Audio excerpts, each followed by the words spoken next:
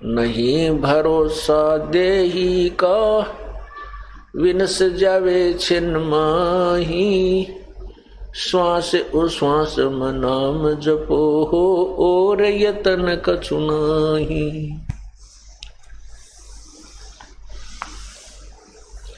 सांस उश्वास में नाम जपो, व्यर्था श्वास मत खो। न जाने इस श्वास को, आवण हो कि न हो। भाई पृथ्वी पति चकवे गए, जिनके चक्र चलनते। रावण सरीखे कौन गिने, ऐसे गए अनंत।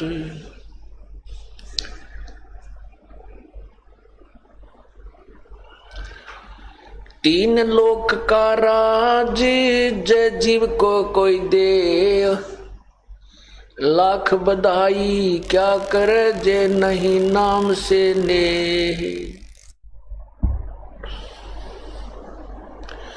कबीरा सब जग निर्धना, धनवंता ना कोए। धनवंता सो जानियो, जिस पर राम नाम धन होवे। राम रटत दारिद्र भलो, टूटी घर की छान। वो कंचन मैल किस काम के, जहाँ भक्ति नहीं भगवान। राम रटत कोड़ी भलो, चू चू पड़े जो चाम। ये सुंदर दे किस काम की, जामुख नाही नाम।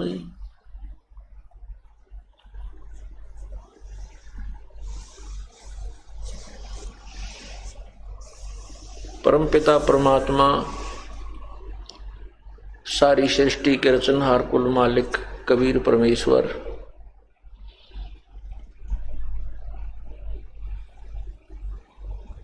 हम काल जाल में फंसी हुई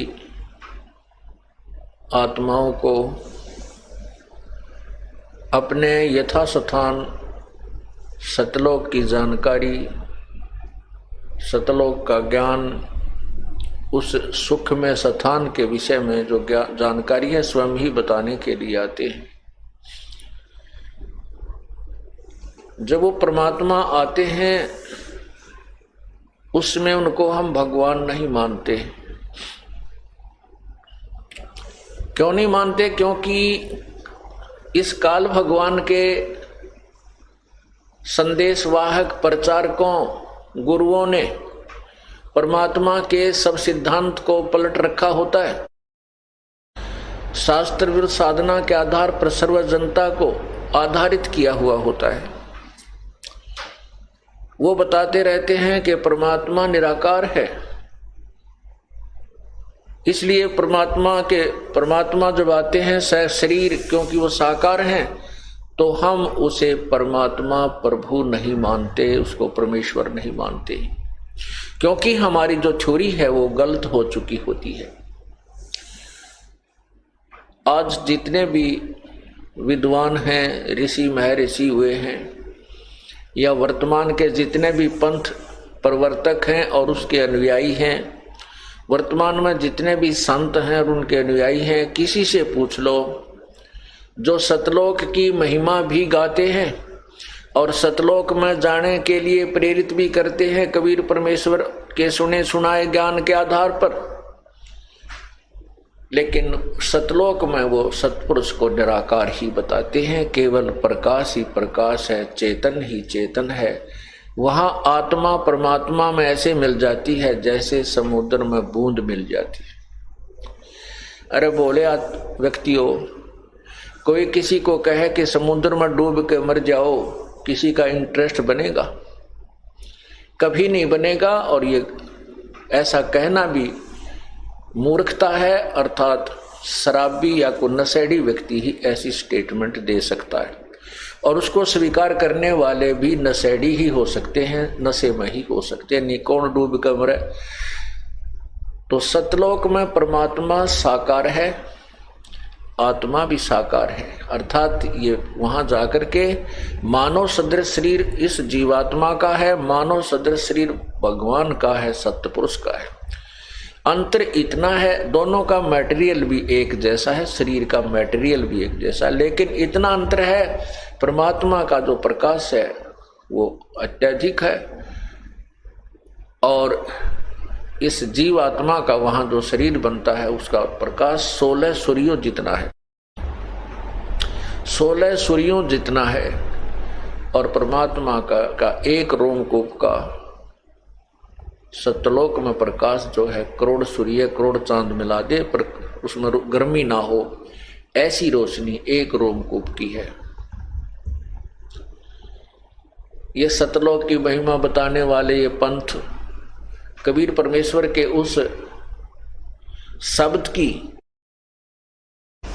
शब्द का भी गुणगान करते हैं। उसी के आधार पर पंथ चला इन्होंने कि कर नैनो दीदार महल में प्यारा है, कर नैनो दीदार महल में प्यारा है।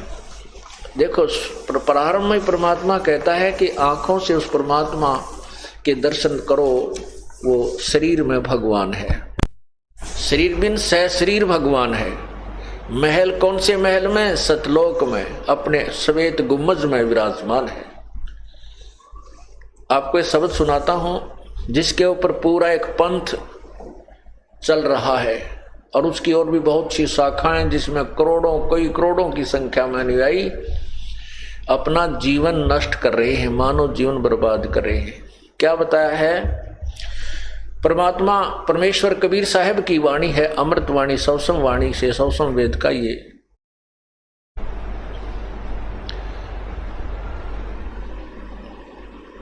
पद्य भाग है। कर नैनो दीदार महल में प्यारा है। कौन सी नैनो से? उस दिव्य दृष्टि से परमात्मा के दर्शन होते हैं। उसके लिए क्या बताते हैं कि काम क्रोध मद लोभ विसारो, शील संतोष अक्षमा सतधारो, मद मास मिथ्या तज डारो, हो ज्ञान घोड़े असवार भरम से न्यारा है। दोती नेति बस्ती पाओ, आसन पदम युगत से लाओ, कुंभक कर रेचक करवाओ, पहले मूल सुधार कार्य हो सारा है। क्या बताते हैं? मूल कमल दल चतुर बखानो और किलियम जाप लाल रंग जानो, लाल रंग मानो। अब जिन्होंने उपदेश प्राप्त है वो ध्यान से सुनते रहना। परमात्मा ने इसमें कबीर परमेश्वर ने भी उन मंत्रों का इसमें वर्णन किया है जो हम आपको प्रथम बार देते हैं। मूल कमल दल चतुर बखानो और किलियम जाप लाल रंग जानो, देव गणेश तात रोप्यो थानो, रिद्धि सिद्धि चंवर ढुलारा है। स्वाद चक्र षटदल विस्तारो, ब्रह्मा सावत्री रूप न्योहारो।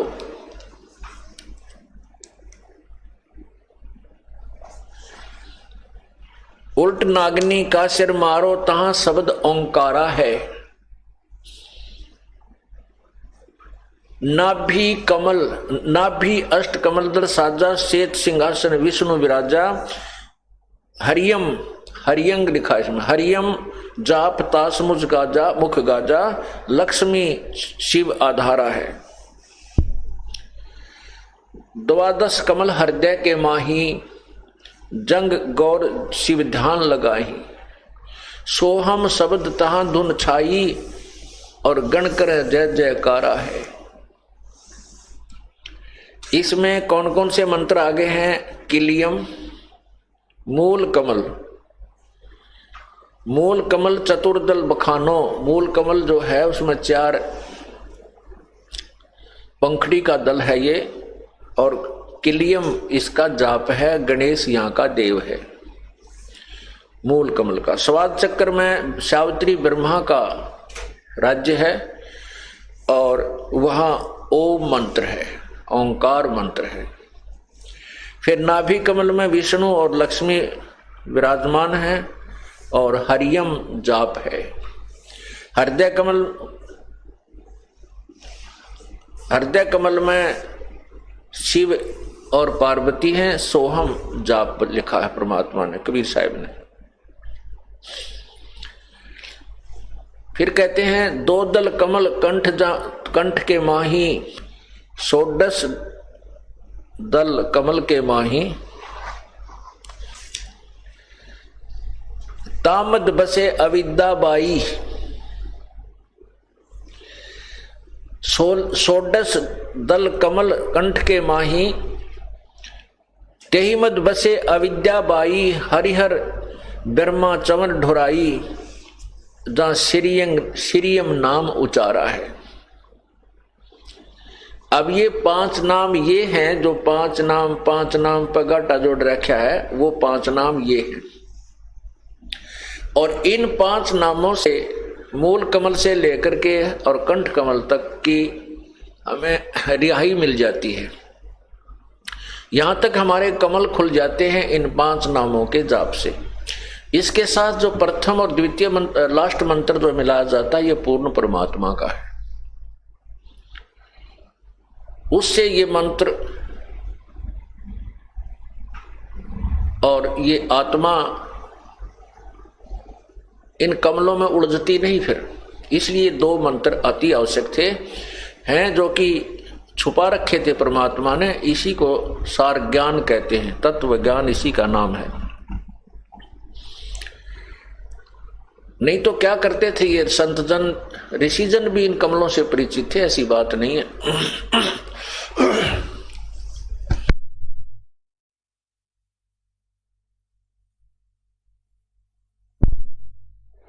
ऋषि जन भी इन कमलों से परिचित थे। वो भी अपनी योगी क्रियाएं करके, जैसे पानी पीकर निकालना, इसको गज क्रिया कहते हैं, और एक कपड़ा खा करके 4 कुंगल का 30-35 फुट लंबा पतला सा कपड़े को खा जाते हैं। थोड़ा सा कपड़ा हाथ में पकड़ ले रखे थे, फिर उसको वापस निकालते हैं, अंदर से कफ वफ साफ कर देते हैं। ये तो एक स्वास्थ्य के लिए योग क्रियाएं होती हैं। तो उसके बाद कहते हैं नाम, वो फिर अभ्यास करते थे कमलों का। कोई तो प्रथम कमल में ही उलझ जाता था, क्योंकि जब ये कमल, जिसका एक भी कमल खुल गया और उसमें ये आत्मा प्रवेश कर गई, क्योंकि इसके अंदर ये 5 विकार भी साथ हैं। जैसे पहले सत्संग में आपको बताया है कि शब्द स्पर्श रूप रस गंध, ये सभी के सभी प्रत्येक प्राणी में विद्यमान है, बेशक वो साधना कर रहा है। और प्रत्येक कमल के अंदर, कमल मीन एक चैनल है। जैसे एक टीवी में चैनल बने हुए होते हैं, ऐसे हमारे शरीर में चैनल बने हुए हैं। और जौन सा भी चैनल ऑन हो जाएगा, उसमें नाचने, गाने, सुरीली आवाज, बड़े सुंदर साज बाज, मनमोहक बाजे बज रहे होते हैं। और वहां पता नहीं किस किस प्रकार के आतिशबाजियां चल रही हैं। उसका नाम होटल है, स्वर्ग है उसका। वहां तो काम ही सारी वही लोग जाते हैं जो कति अपने पैसे ले जाते हैं, और वहां कोई काम नहीं, केवल बकवास देखने में लगे रहते हैं सारा दिन, आनंद मनाने जाते हैं। वो स्वर्ग ऐसा होता है। तो उन्हीं स्वर्गों के द्वार समझो ये। तो जिस भी लोक में, जिस भी कमल से के खुल जाने से आपका चैनल ऑन हो गया, तो आपको उस लोक में जो भी हो रही है, नाचना गाना, कित और बकवादें, कहीं कुछ हो रहा है, कहीं झरने बह रहे हैं, सुंदर प्रकृति है, अच्छे बाग बगीचे, वहां भ्रमण कर रहे हैं, तो ऐसे ये आत्मा वहां जाकर के उससे बाहर निकलने को तैयार नहीं होती। और फिर वहां अपने विकारों वश, क्योंकि काल भगवान ने बड़ा उलझा रखा है इस जीव को। प्रत्येक स्वर्ग में अप्सराएं हैं और सुंदर देव हैं। स्त्री की आत्मा जाती है तो सुंदर देवों को देख करके उनके साथ वहां एंटेंगल हो जाती है, और पुरुष की आत्मा जाती है तो उन अप्सराओं को देखकर वहीं उलझ पुलझ होकर के फिर वहां उनको उनके किए हुए कर्म आधार पर, जैसे किसी ने किलियम जाप किया उसके आधार से गणेश के लोक में कोई गण बना दिया जाएगा, और जिसने ओम जाप किया हुआ है और उसका चैनल ऑन हो गया ब्रह्मा जी वाला अर्थात स्वाद कमल, तो उसमें चला जाएगा। वहां जाकर के फिर अपनी ही कमाई से वो कोई वहां देव बन जाता है। इसलिए ये प्रथम और लास्ट मंत्र जो है इसके साथ मिलाया जाता है कि ये फिर इधर उधर डगबग नहीं होने देगा आपको उन कमलों में भ्रमित नहीं होने देगा, आपकी बुद्धि पर पत्थर नहीं गिरने देंगे ये दोनों मंत्र। इनकी कमाई आपको आगे उठाए चलेगी। जैसे जो पंथ ये 5 नाम देता है, वो कौन से मंत्र देता है? ओंकार, निरंकार, ज्योति, निरंजन, सोहम और सत्यनाम। जबकि और वो कहते हैं कि यही प्रमाण गुरु ग्रंथ साहिब में है, जबकि गुरु ग्रंथ साहिब में कोई क्लियर स्पष्ट नहीं लिखा है, केवल 5 नाम अवश्य लिखा है और 5 धुन भी लिखा है, 5 धुनात्मक शब्द भी लिखा है, 5 धुनात्मक। तो ये 5 नाम वास्तव में ये हैं जो हमारे मूल कमल से लेकर कंठ कमल तक खोलते हैं। इससे ऊपर 2 कमल और हैं, एक त्रिकुटी कमल और फिर सहस्रार कमल।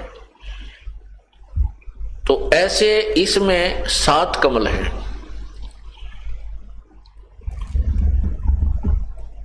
तो हम जो प्रसंग चल रहा है कि ये 5 नाम की कमाई हम करेंगे तो हम कंठ कमल तक बरी हो जाएंगे, फरी हो जाएंगे, हम ऋण मुक्त हो जाएंगे और ये देवता हमें रोकेंगे नहीं, क्योंकि इनका जो कर्ज होगा, जो ऋण होगा, वो लोन हम चुका देंगे इन मंत्रों से।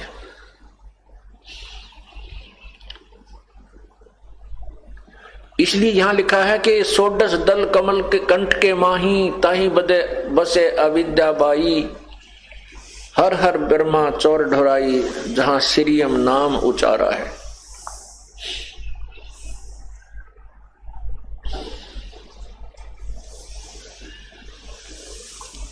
फिर लिखा कि ता पर कंज कमल है भाई, बग भंवर दो रूप लखाई, निज मन करता जहां वहां ठकुराई, सो नैनन पिछुआरा है।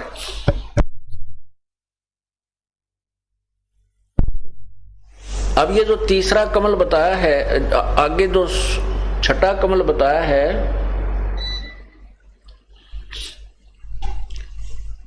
इसके विषय में लिखा है कि इसको कुंज कमल भी कहते हैं, कुंज कमल, इसको त्रिकुटी कमल भी कहते हैं। अब किसी से पूछिए, कहते हैं त्रिकुटी यहां पर है, यहां बताते हैं नहीं, इन नैनों के पीछे, ये दोनों नैन जो इन नैनों के पीछे यहां, क्योंकि ये बैक बोन से संबंधित है हमारी ये सारी कमलें, रीढ़ की हड्डी के साथ साथ पैरेलल आ रही हैं ऊपर। तो यहां आकर के ये यहां नहीं है, इन आंखों के पीछे बैक साइड में है, इस खोपड़ी में बादशाह ने, वहां पर सफेद और काले कलर का 2 पंखुड़ियों का कमल है, इसको त्रिकुटी कमल कहते हैं। इसके आगे सहस्रार कमल है।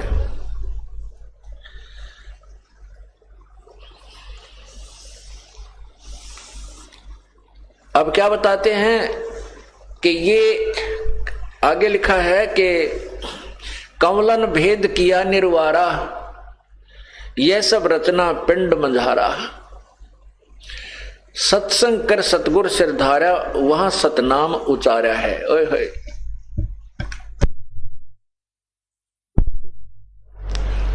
त्रिकुटी कमल तक कहते हैं कि इन 5 कमलों का भेद आपको बता दिया है, और पूर्ण संत जब आपको मिल जाएगा वो इसका सब निर्णय देगा और वो सतनाम देगा। और त्रिकुटी कमल पर जाकर के हम सतनाम की कमाई का अकाउंट देंगे। त्रिकुटी कमल पर जाकर के सतनाम जो हमारा जाप है, उसमें जो ओम मंत्र है, 2 अक्षर का जो मंत्र है, सतनाम 2 अक्षर का मंत्र है। ओम नाम जो ओम की कमाई है वो हम ब्रह्म को छोड़ देंगे। जैसे गीता जी अध्याय नंबर 18 के श्लोक 66 में कहा है कि सर्वधर्मान परित्यज माम मेरे लेवल की, मेरे स्तर की जितनी भी तूने धार्मिक अनुष्ठान किए हैं, पूजाएं की हैं, वो मुझ में त्याग। परित्यज्य माने त्याग कर। एकम शरणम व्रज, उस एक सर्वशक्तिमान की शरण में चला जा।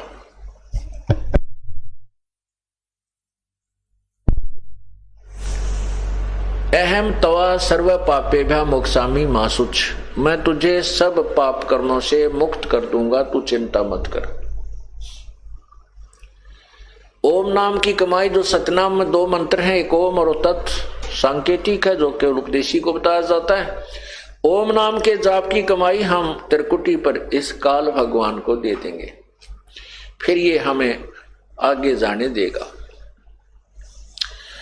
और जो तत् मंत्र है सतनाम में ओम और तत्, तत् ये सांकेतिक है। इस तत् नाम की कमाई हमारे को परब्रह्म के लोकों से पार करेगी, परब्रह्म के लोक से पार करेगी, क्योंकि हमने उसके लोक के अंदर से जाना है।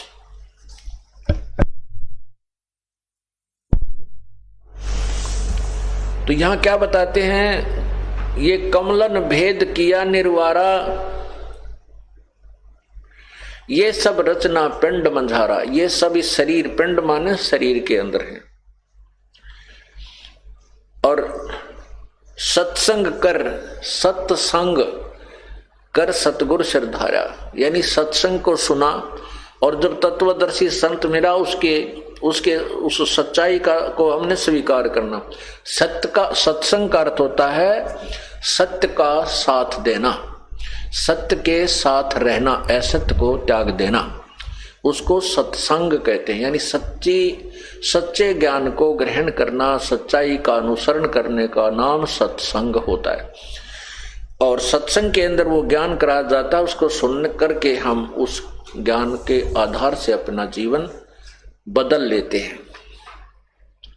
सत्संग कर सतगुरु श्रद्धारा, वहां सतनाम उचारा है, वह सतनाम उचारा है। अब क्या बताते हैं, आंख कान मुख बंद कराओ, अनहद झिंगा शब्द सुनाओ, दोनों तिल एक तार मिलाओ, तब देखो गुलजारा है।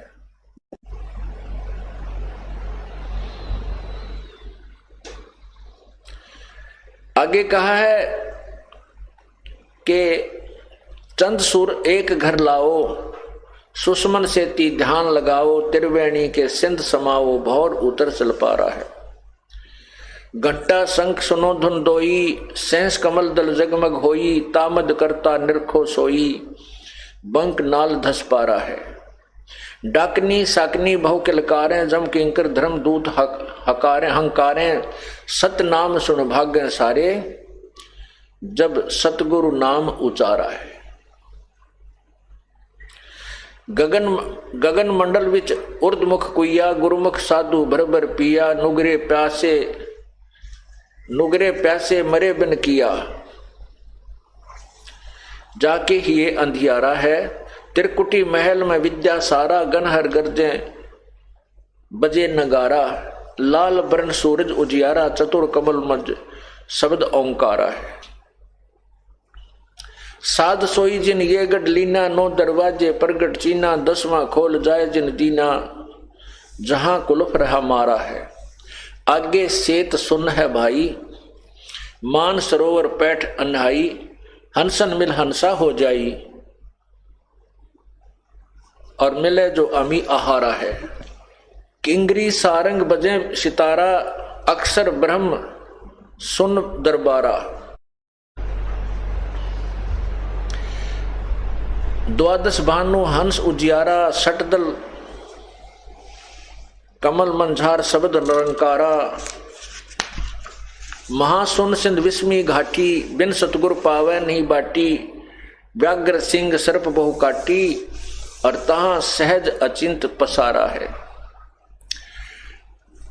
सटदल अष्टदल कमल पार ब्रह्म भाई, दहने द्वादश अचिंत रहाई, बामें 10 दल सहज समाई, यो कमलन निर्वारा है। कहते हैं 5 ब्रह्म और 5 अंड बीनो, 5 ब्रह्मनी अक्षर चीनो, 4 मुकाम गुप्त तह कीनो, जामद बंदीवान दरबारा है। 2 पर्वत के मध्य संद निहारो, बहर गुफा संत पुकारो, हंसा करते केल अपारो, तहां गुरुवन दरबारा है। सहज 88 दीप रचाए, हीरे पन्ने महल जड़ाए, मुरली बजत अखंड सदाए, तहां सोहम झनकारा है। सोहम हद तजी जब भाई, सतलोक की हद पुन आई, उठत सुगंध महा अधिकाई, जाको वार न पारा है। षोडश भानु हंस को रूपा, पहले बताया है 12 सूर्य के तुल्य, और अब बताए हैं वो पहले की सतिथि है। अब बताते हैं षोडश भानु हंस को रूपा, बिना सद्दुन बजे अनूपा, हंसा कर चंवर सिर भूपा, हंसा करत चंवर सिर भूपा, सत्य पुरुष दरबारा है। अब क्या यहां जो दास आपको लाना चाहता था, अब इसको इतना ही बताना चाहेंगे कि यहाँ षोडश भानु हंस को रूपा, सतलोक में ये जीवात्मा हंस हो जाती है। हंस उसे कहते हैं जो दूध और पानी छान लेता है। हंस एक पक्षी होता है और उसमें एक क्वालिटी होती है, गुण होता है कि यदि वो किसी सरोवर तालाब पर है तो मच्छी नहीं खाएगा चाहे भूखा मर जाए, वो कीड़े मकोड़े नहीं खाएगा, वो घोंगे नहीं खाता, वो केवल मोती खाता है। और उस जैसा ही एक बुगला होता है, सेम टू सेम, और वो बुगला वहां पर मच्छी खाता है। ये पहचान होती है हंस और बुगले की।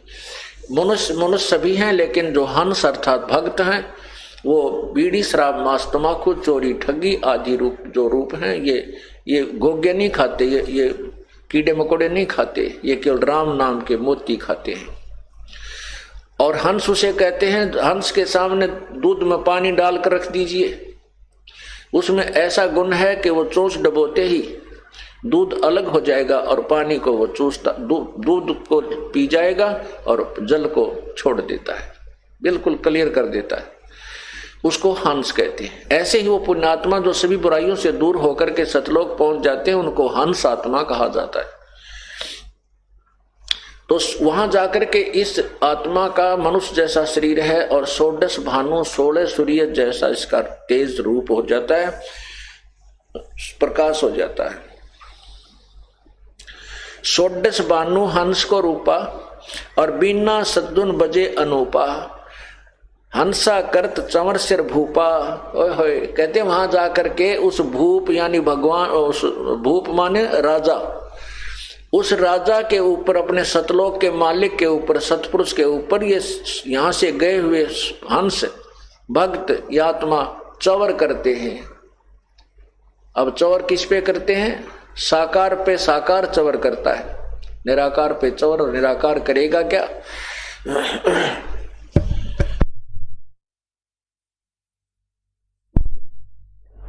षोडश भानु हंस को रूपा, 16 सूर्य जैसा उस हंस का रूप यानी तेजो में शरीर बन जाता है। और बिना सतदुन बजे अनूपा, हंस करत चंवर सिर भूपा। हंस वो पुण्यात्मा वहां गई हुई अपने भगवान के ऊपर चंवर करती हैं। और ये वो सतपुरुष दरबारा है, सतलोक में सतपुरुष का दरबार है, उसका जो है ना स्थान है। कोटिन भानु उदय जो होई, करोड़ सूर्य उदय हो जा, एते ही पुन चंद्र खिलोई। इतने ही चंद्रमाओं की रोशनी दोनों को मिला दे, सत्य पुरुष रोम सम एक ना हुई, ऐसा पुरुष दीदारा है। ओए ऐसा उस भगवान सतपुरुष के दर्शन है कि एक रोम को की रोशनी करोड़ों सूर्य और करोड़ों चंद्रमा की रोशनी मिला दे, उनके एक रोमकूप के सामने के प्रकाश के तुल्य भी नहीं है, कम ही रह जाती है। ऐसा परमेश्वर के दर्शन है। दीदार माने दर्शन, निराकार के दर्शन नहीं होते।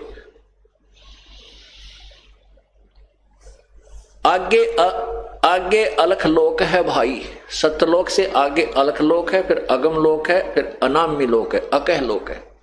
अनामी अर्थात अकय। आगे अलख लोक है भाई, ऐसे अलख पुरुष, ऐसा अलख पुरुष की ताह ठुकराई।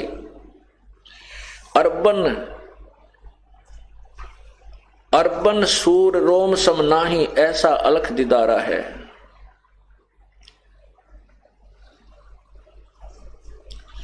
आगे अलख लोक है भाई, अलख पुरुष की ताह ठुकराई। अर्बन एक अरब सूर्य एक रोमकुंभ के प्रकाश के समान है।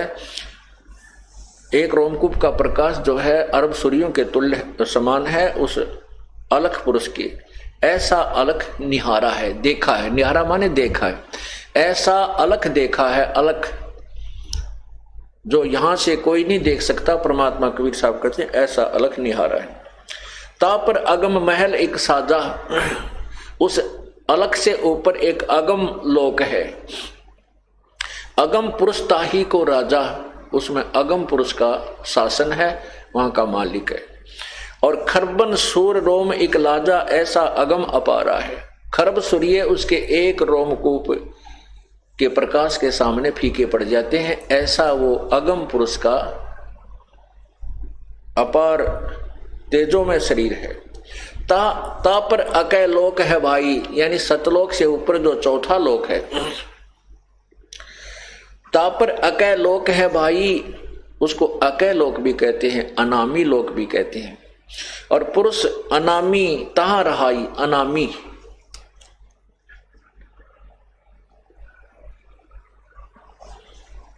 जो पहुंचे जानेगा वाही, वो कहन सुनन से न्यारा है।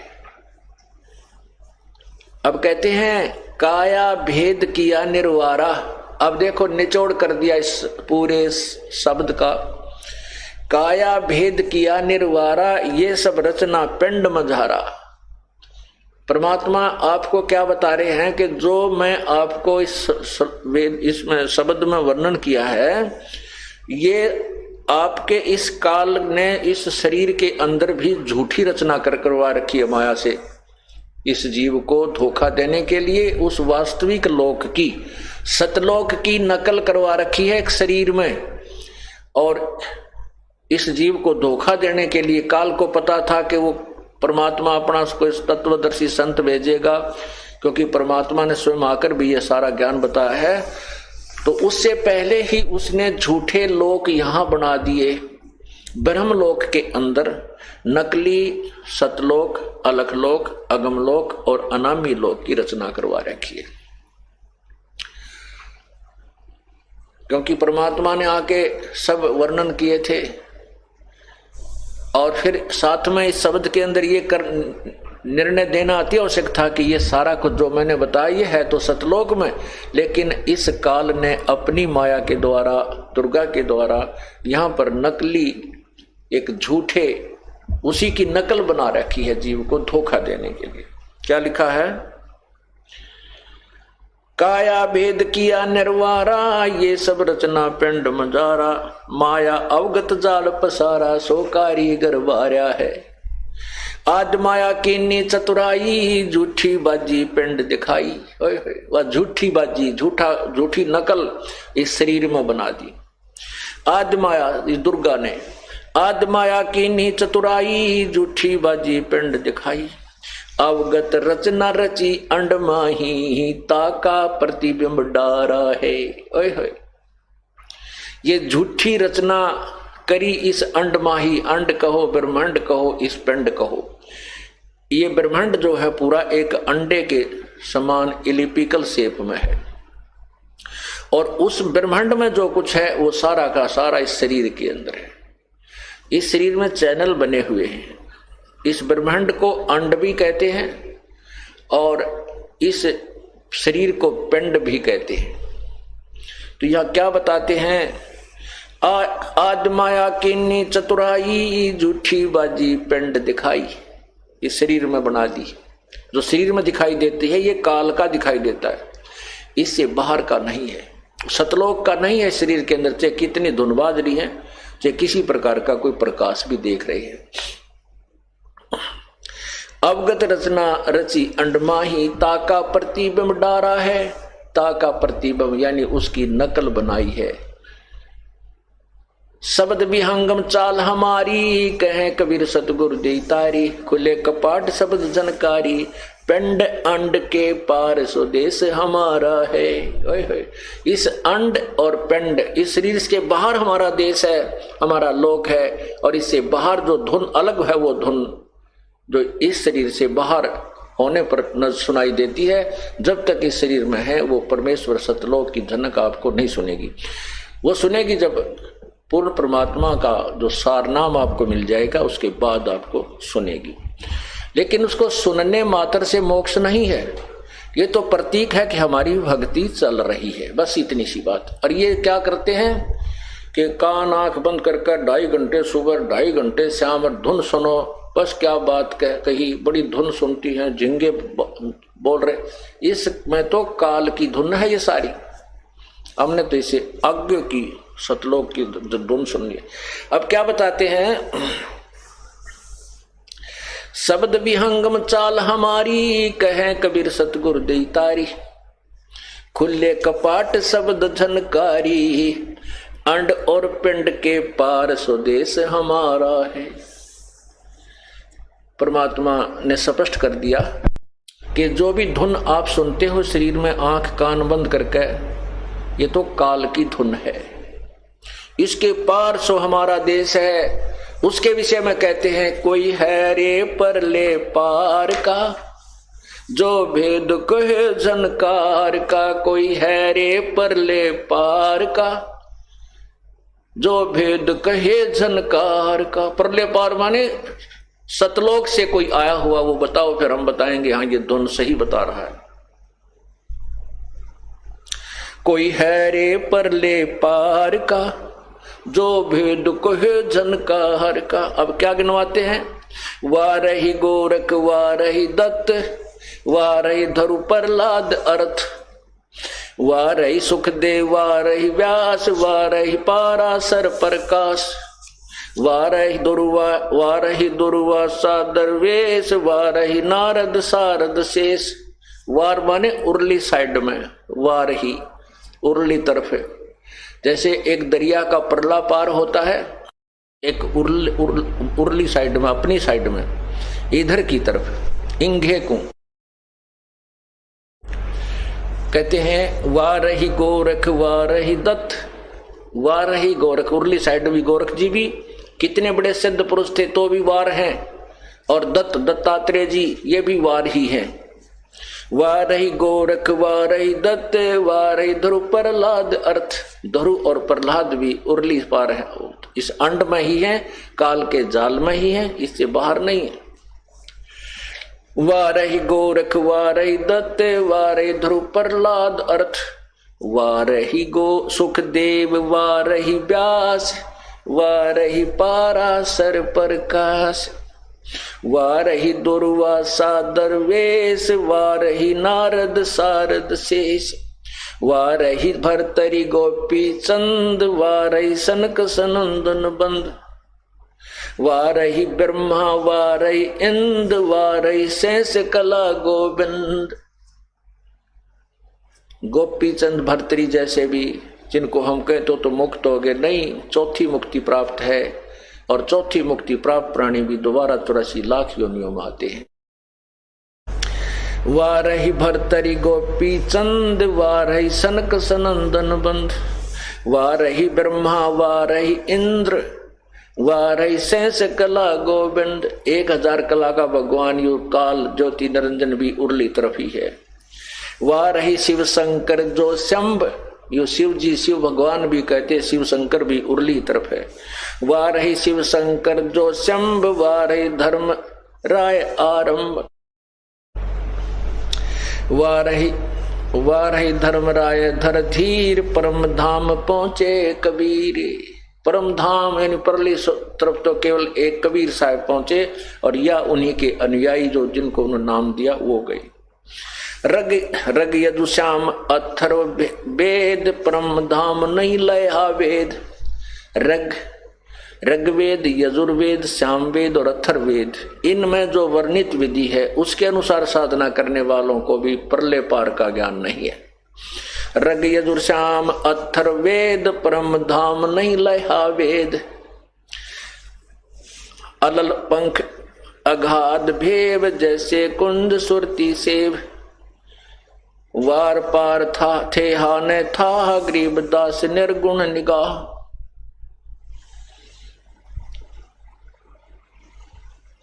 अब क्या बताया है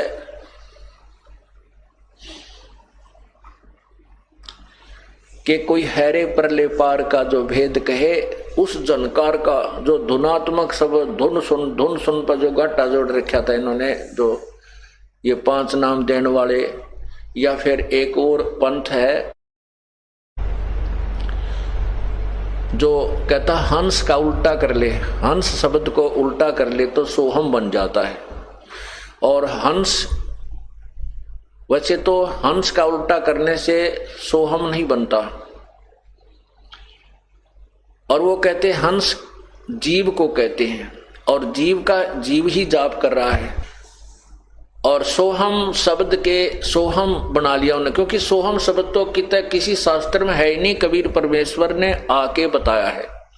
उस सोहम शब्द को कोई देने का अधिकारी भी नहीं है इस दास के अतिरिक्त। या परमात्मा स्वयं आए थे या उनके जो संबंधित संत थे उस समय, जैसे आदरणीय धर्मदास साहिब जी, आदरणीय गरीबदास साहिब जी, आदरणीय नानक साहिब जी, आदरणीय मुल्कदास जी, आदरणीय दादू साहिब जी, आदरणीय गीसा साहिब जी, ये सोहम नाम दे सकते थे, लेकिन इनको देने का अधिकार नहीं था। वो केवल स्वयं ही जाप करना था। और इनको इसलिए सोहम शब्द जो परमात्मा कहते हैं, सोहम शब्द हम जग में लाए और सार शब्द हमें गुप्त छुपाए। नामा छिपा ओम तारी पीछे सोहम भेद बिचारी। और सार शब्द पाया जद लोई आवा गवन बहुड़ ना हुई। नामदेव जी जो छिपी जाति में थे वो पहले ओम नाम का जाप किया करते थे।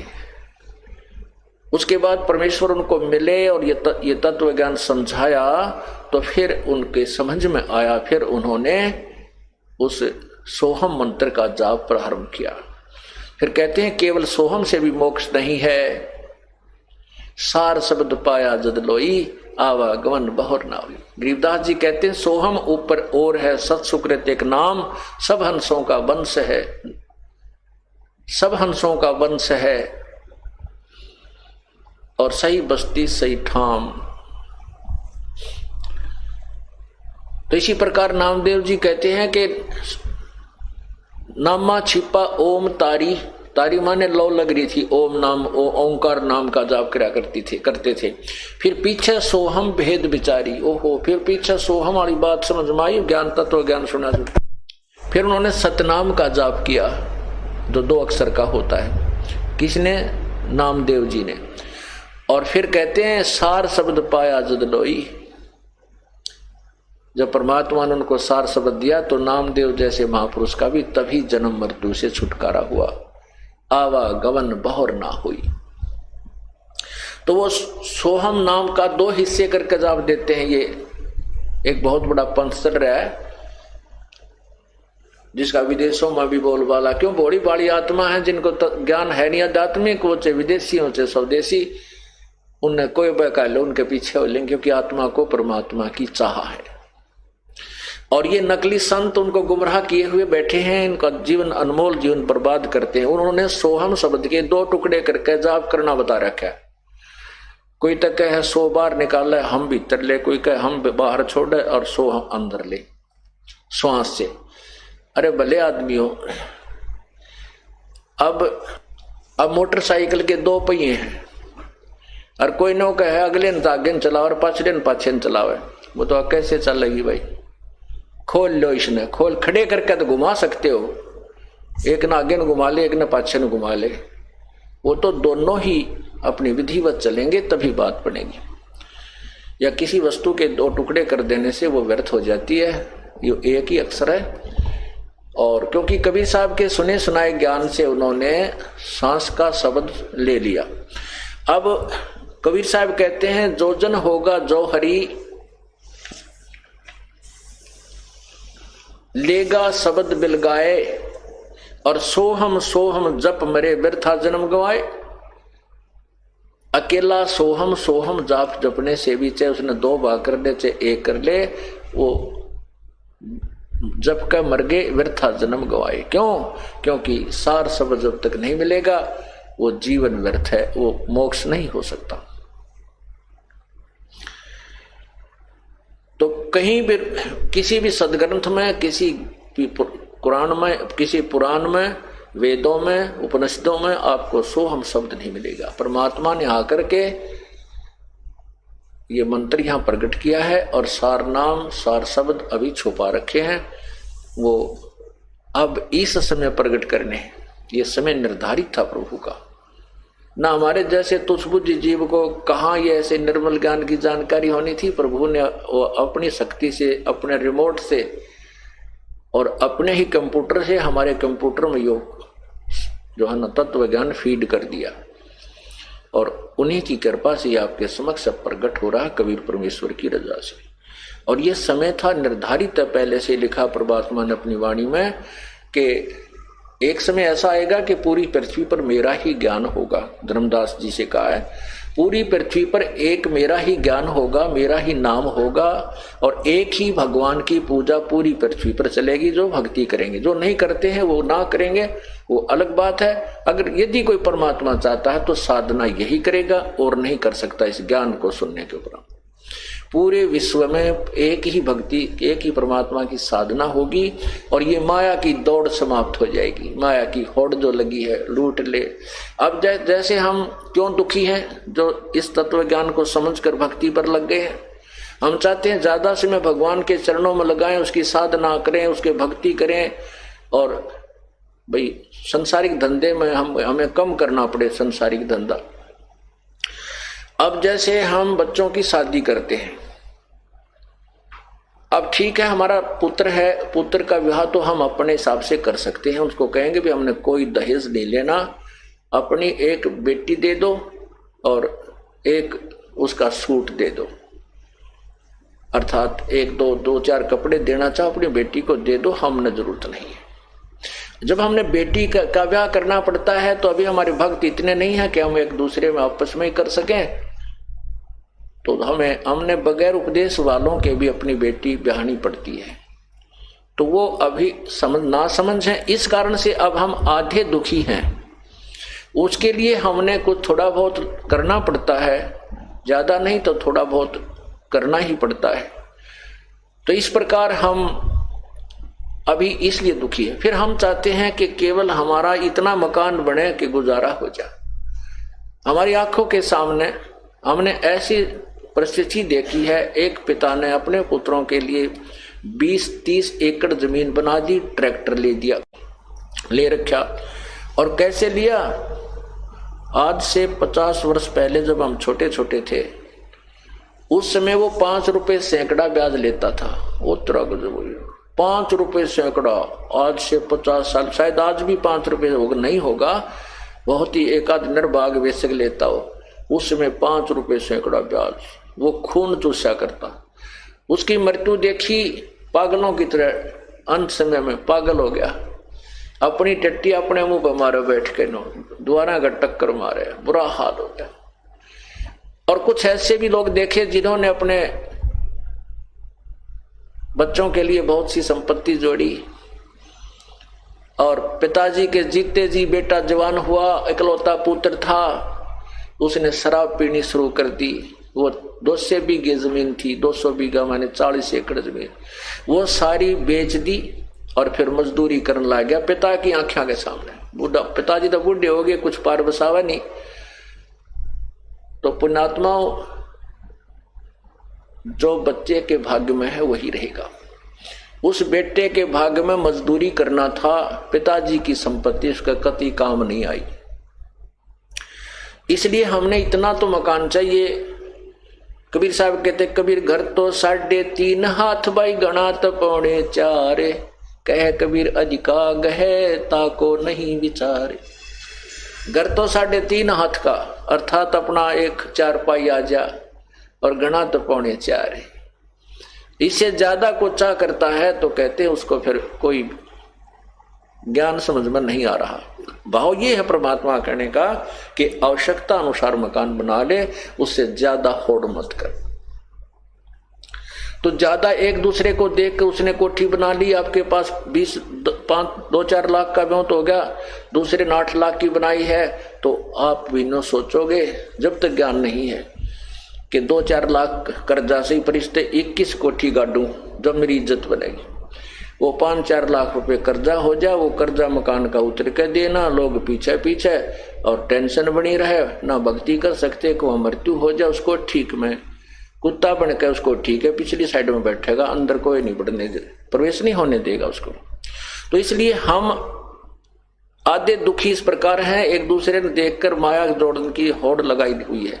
जब हम सभी को पूरे विश्व में ये ज्ञान फैल जाएगा, फिर तो छोटे छोटे मकान बनाएंगे, काम चलाओ और अपनी भक्ति ज्यादा करा करेंगे और माया की दौड़ कम हो जाएगी, आवश्यकताएं कम होगी तो अपने आप माया की हवस समाप्त हो जाएगी।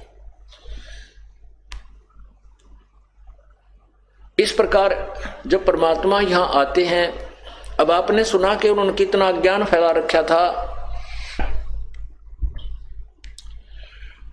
कि परमात्मा निराकार है और सतलोक में जाकर के वो प्राणी परमात्मा में लीन हो जाता है, जैसे समुद्र बूंद में हो जाती, बूंद समुद्र में मिल जाती है। नहीं, ऐसा कुछ नहीं है। अगर ऐसा है तो फिर वहां जाने का कोई फायदा नहीं है।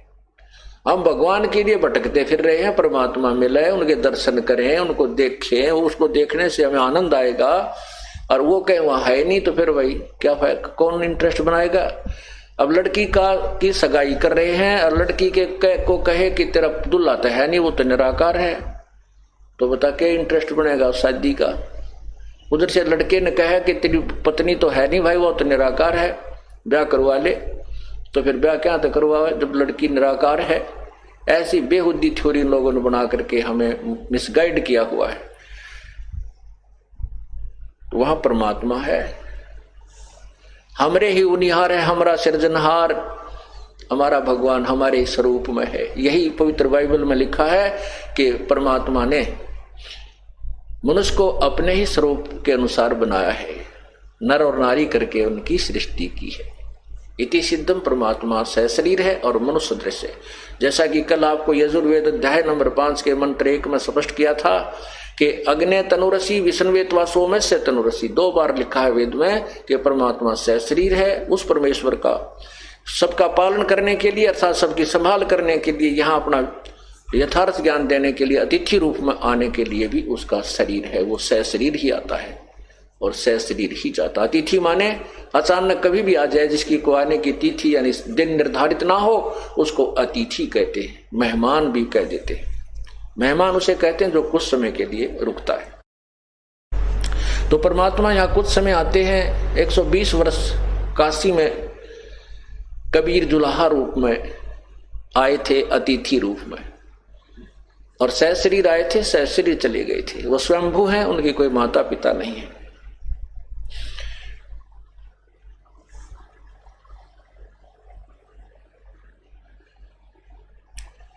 परमात्मा अपनी वाणी में सौसम वेद में स्वयं स्पष्ट कर रहे हैं।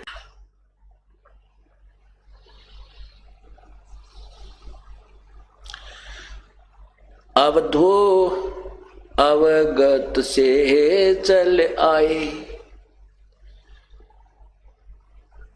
कोई मेरा भेद मरम नहीं पाया। ना मेरा जन्म ना गर्भ बसेरा, बालक बन दिखलाया। काशी नगर जल कमल पडेरा, तहां जुलाहे न पाया। ना मेरा जन्म ना गर्भ बसेरा, बालक हो दिखलाया। काशी नगर जल कमल पडेरा, तहां जुलाहे न पाया। मात पिता मेरे कछु नाही, ना मेरे घर दासी। जुलाहे का सुत आन कहाया, जगत कर मेरी हंसी। मात पिता मेरे कछु नाही, ना मेरे घर दासी। जुलाहे का सुत आन कहाया, जगत करे मेरी हंसी। 5 तत्व का धड़ नहीं मेरे, जानू ज्ञान अपारा। वो सत स्वरूपी नाम साहेब का, ओहे नाम हमारा। पांच तत्व का धड़ नहीं मेरे जानो ज्ञान अपारा, सत्य स्वरूपी नाम साहिब का सोए नाम हमारा।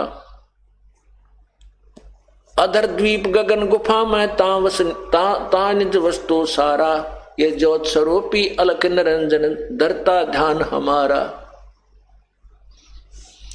ज्योत स्वरूपी अलख निरंजन, ये काल भी कहते हैं, ये जो ब्रह्मा विष्णु महेश का पिता भी मेरा ध्यान धरता है, मेरी तप करके मेरे से अपने ये 21 ब्रह्मांड चलाने के लिए और शक्ति प्राप्त करता है।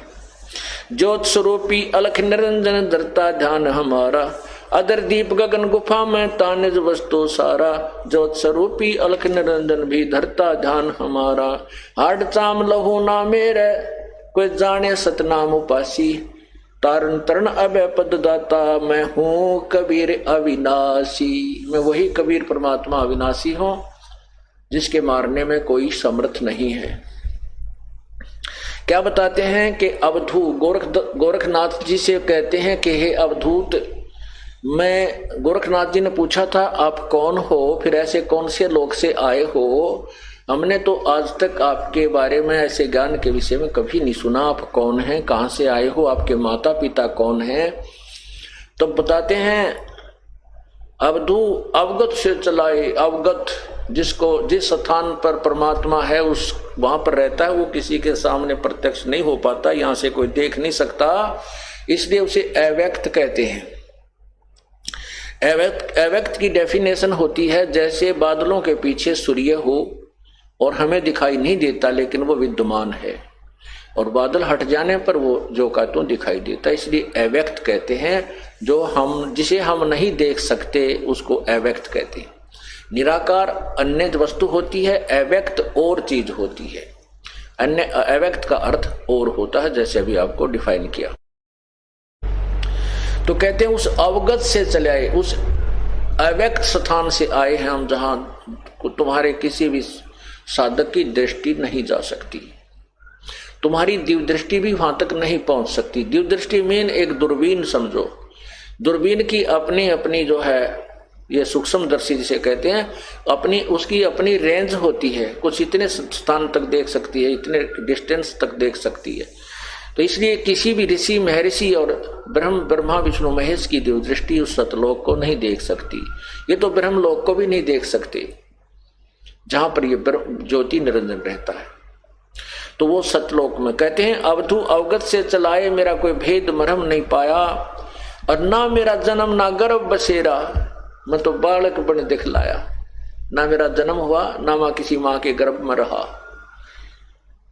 और काशी नगर जल कमल पर डेरा, काशी में लहरतारा तालाब के ऊपर एक कमल के फूल के ऊपर मैंने अपना डेरा डाला था, और वहां जुलाहे न पाया, वहां एक जुलाहा मुझे ले आया। मात पिता मेरे कुछ ना ही, ना मेरे घर दासी, मेरे कोई माँ बाप नहीं है, नीरू नीमा मेरे माता पिता नहीं है, और ना ही मैंने कोई विवाह किया है, मेरी कोई स्त्री नहीं है, दासी मेरे कोई पत्नी नहीं है। और जुलाहे का सुत आन कहाया, ये जगत करे मेरी आसी। अब क्योंकि परमात्मा के भक्त जिनको इतना सुख हुआ था वो कहा करते भगवान आए हैं, परमात्मा आए हैं ये, और लोग हंसी करा करते दूसरे, जिनको ज्ञान नहीं था मजाक करा करते, देखिए मूर्ख हो रे, इस दुल्हे को दानक को भगवान कहते हैं लोग, मेरी हंसी कहते हैं करते हैं। मात पिता मेरे कछु नाही, ना मेरे घर दासी, जुलाहे का सुत आन कहाया, जो जगत करे मेरी हंसी। भाई पांच तत्व का धड़नी मेरा म जानो ज्ञान अपारा, जो सत्य स्वरूपी नाम साहिब का सोए नाम हमारा। अब ये इसमें बहुत से ऐसे ज्ञान है, क्योंकि ये सत्संग में पहली कक्षा से लेकर के अंतिम पढ़ाई तक का ज्ञान सुनाया जाता है, और जो बच्चे पहली कक्षा के हैं वो पहली वाला ज्ञान सुनेंगे, समझते हैं, और जो उच्च कक्षाएं में हो गए हैं वो उस ज्ञान को भी साथ साथ समझ रहे हैं। अब इसमें क्या बताया है, ये है वो अंतिम, जिनको सारनाम मिल गया है वो समझ जाएंगे इस बात को। कबीर साहब कहते हैं जो जग होगा जो जन होगा जो हरि लेगा शब्द बिल गाए, जो जन होगा जौहरी वो लेगा शब्द परख। जो आपको सारनाम दिया जाएगा, जो उस समय दिया जाता है जब आप काफी बुद्धिमान हो जाते हो, इस ज्ञान को समझ जाते हो, और तभी वो नाम आपको नाम जचता है, वो सारनाम आपको सारनाम ही महसूस होता है। अन्यथा वो आप उसको उसके ऊपर रुक नहीं सकते, उस नाम को नाम नहीं, वो सारनाम मान नहीं सकते, ऐसा नाम है। कहते हैं जो जन होगा जौहरी लेगा शब्द परख, और कहते हैं यो सारनाम मेरा आदि का और सुन मत जाइयो सरक। ये जो नाम सारनाम आपको दिया जाता है वो मेरा वही वास्तविक नाम है, इसको सुनकर सरक मत जाना, डगमग मत हो जाना। जो जन होगा जौहरी लेगा नाम परख, वो परख लेगा उस नाम को, कहा वह सही है, ये तो गुरु जी ने जो दिया है सच यही है। और ये कहते हैं यही नाम मेरा आदि का, और सुनकर मत जाइयो सरक, कहते डगमग हो जाओ, यो किसा सारना हो, यो ऐसा हुआ कर सारना, ऐसे मत सोचना। कहते हैं ये मेरा नाम आदि का है। तो यहां क्या कहते हैं, सत्य स्वरूपी 5 तत्व का धरनी मेरा जानो ज्ञान अपारा, जो सत्य स्वरूपी नाम साहिब का सोए नाम हमारा, अधर द्वीप गगन गुफा में तानिज वस्तु सारा, वो ज्योत स्वरूपी अलख निरंजन भी धरता ध्यान हमारा।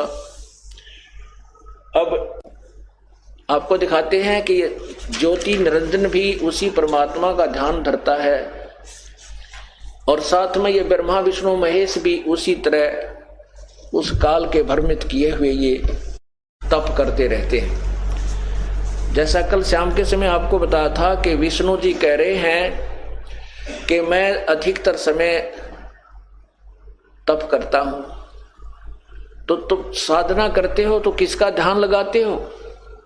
अब सारे भ्रमित हैं। अब आपको दिखाते हैं, एक ना भूला दो ना भूली, भूली सब संसारी, मेरे साधो भाई मैंने सब जग भूला पाया, इसी भूल में ब्रह्मा भूला, इसी भूल में विष्णु शिव जी, ये सारे कहते हैं वो ज्ञान ही नहीं, हुआ बाई का बोलते रहते हैं, क्योंकि तत्व ज्ञान से अपरिचित है। ये दास नहीं कह रहा, परमात्मा कबीर जी कह रहे हैं, और कबीर जी का प्रमाण ये अपने सदग्रंथ देवी भागवत महापुराण भी कर रही है। इसको देखिए, यह है श्रीमद् देवी भागवत,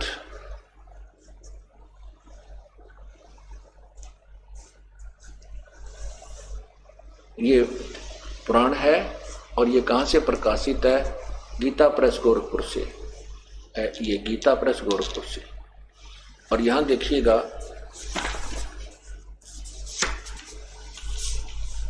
संक्षिप्त श्रीमद् देवी भागवत, और संपादक हैं हनुमान प्रसाद पोदार चिमन लाल गोस्वामी। इसके प्रकाशक कौन है ये देखिए। प्रकाशक एवं मुद्रक गीता प्रेस गोरखपुर, गोविंद भवन कार्यालय कलकत्ता का संस्थान। इसके अंदर पृष्ठ नंबर 28-29 पर आप देखिएगा, ये देखिएगा पृष्ठ 28,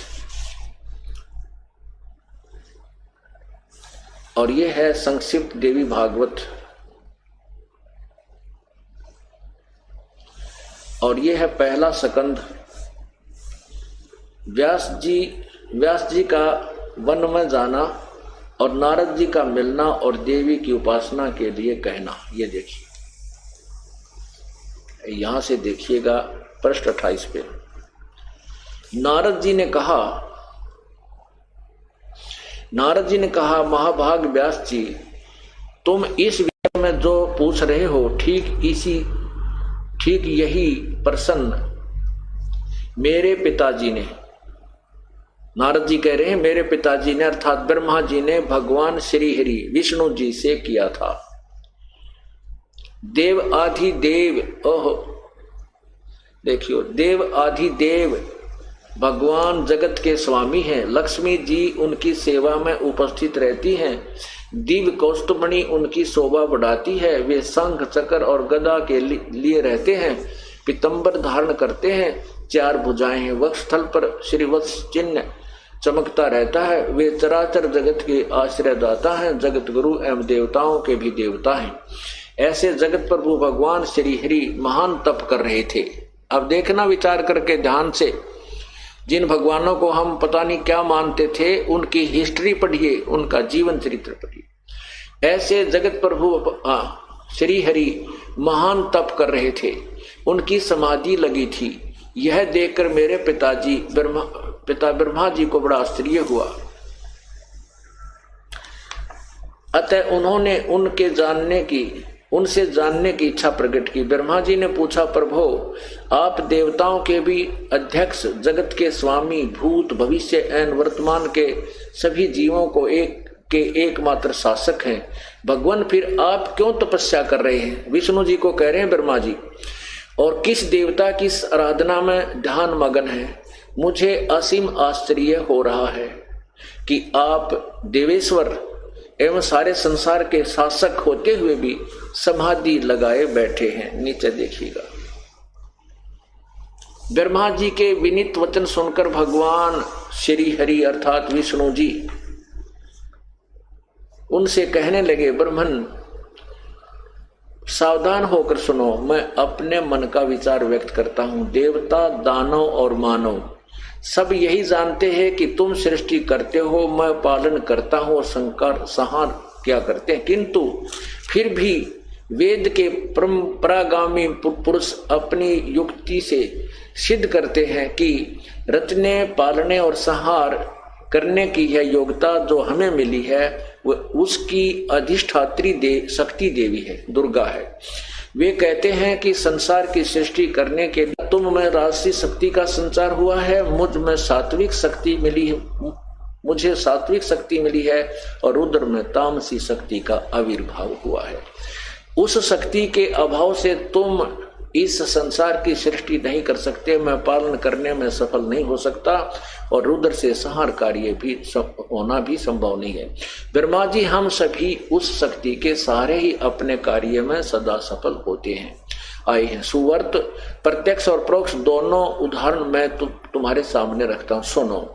यह निश्चय बात है कि उस शक्ति के अधीन होकर ही मैं प्रलय काल में इस शेष नाग की सैया पर सोता हूँ। यदि वो बेहोश कर देती है मुझे और सृष्टि करने का अवसर आते ही जाग जाता हूँ। मैं सदा तप करने में लगा रहता हूँ। उस शक्ति के शासन से कभी मुक्त नहीं रहता। कभी अवसर मिला तो लक्ष्मी के साथ सुख पूर्वक समय बिताने का सौभाग्य प्राप्त होता है। मैं कभी तो दानवों के साथ युद्ध करता हूँ। अखिल जगत को भय पहुंचाने वाले दैत्यों का विकराल शरीर को शांत करना मेरा परम कर्तव्य हो जाता है। यहाँ देखिए, मुझे सब प्रकार से शक्ति के अधीन होकर रहना पड़ता है। दुर्गा के अधीन हूं मैं, विष्णु जी कह रहे हैं। उन्हीं भगवती शक्ति का मैं निरंतर ध्यान किया करता हूं, मैं उसी की पूजा करता हूं। ब्रह्मा जी, मेरी जानकारी में इन भगवती शक्ति से बढ़कर दूसरे कोई देवता नहीं है, कोई भगवान नहीं है। तेरा गजब हो। जिन भगवानों को हम सर्वशक्तिमान मानते थे, जिनमें कह का विज्ञान कोई ना, विष्णु जी कह रहे हैं दुर्गा ही पूर्ण परमात्मा है, इससे आगे कोई भगवान नहीं, कोई नहीं। मैं तो इससे का ध्यान करता हूं, तप करता हूं। मेरे साधो भाई सब जग भूला पाया, मेरे साधो भाई सब जग भूला पाया। इसी भूल में ब्रह्मा भूला जिसने वेद सरसाया, इसी भूल में ब्रह्मा भूला जिसने वेद सरसाया। वेद पढ़ियो पंडित भूला, वो मर्म भेद ना पाया। मेरे साधो भाई सब जग भूला पाया, मेरे साधो भाई सब जग भूला पाया। इसी भूल में विष्णु भूला जिन वैष्णो धर्म चलाया। इसी भूल में विष्णु भूला जिन वैष्णो धर्म चलाया। तीर्थ व्रत का बांध महात्म बहुविध जीव फसाया। मेरे साधो भाई सब जग भूला पाया। मेरे साधो भाई सब जग भूला पाया। इसी भूल में शंकर भूला जिन भिक्षुक पंथ चलाया। इसी भूल में शिव जी भूला जिन भिक्षुक पंथ चलाया। सिर पर जटा हाथ में खप्पर घर घर अलख जगाया।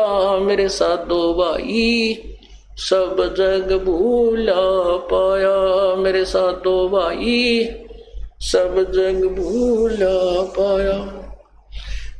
इसी भूल में भूले मच्छंद्र जिन संगल द्वीप बसाया। इसी भूल में भूले मच्छंद्र जिन संगल द्वीप बसाया। विषय वासना के वश होकर अपना योग नसाया। मेरे साधो भाई सब जग भूला पाया। मेरे साधो भाई सब जग भूला पाया। कह कबीर सुनो भाई साधो इस फूल का भेद न पाया। कहे कबीर सुनो भाई साधो इस भूल का भेद न पाया। जिसने पा गया इस भेद भूल का वो गर्भवास नहीं आया। मेरे साधो भाई सब जग भूला पाया। मेरे साधो भाई सब जग भूला पाया। अपनात्माओं ये सदग्रंथ मैंने ढेर सारे रखे यहाँ पर, सभी महापुरुषों के चारों वेद गीता जी तो जो है पुराण भी तकरीबन सारे ही, और अन्य संतों के द्वारा लिखी हुई पुस्तकें भी यहाँ पर विद्वान रखते हम। यदि ये दास सीधा कह देता ये बात कि विष्णु जी को कोई ज्ञान नहीं है, तो इस टीवी को देखने वाले टीवी भी फोड़ दें और मेरे सिर हो जाए आके कैसे कह दिया। और जब उन्हीं के द्वारा जिसके ऊपर वो आधारित है वो पुण्यात्मा और देवी भागवत को शिरोधार्य मानते हैं, इसमें सत्य ज्ञान है, उसी में दिखा देता हूं, तो उनकी जो वो पारा हाई होने लगा है, वो बीपी लो हो जाता। फिर एक भक्त वो नायब सूबेदार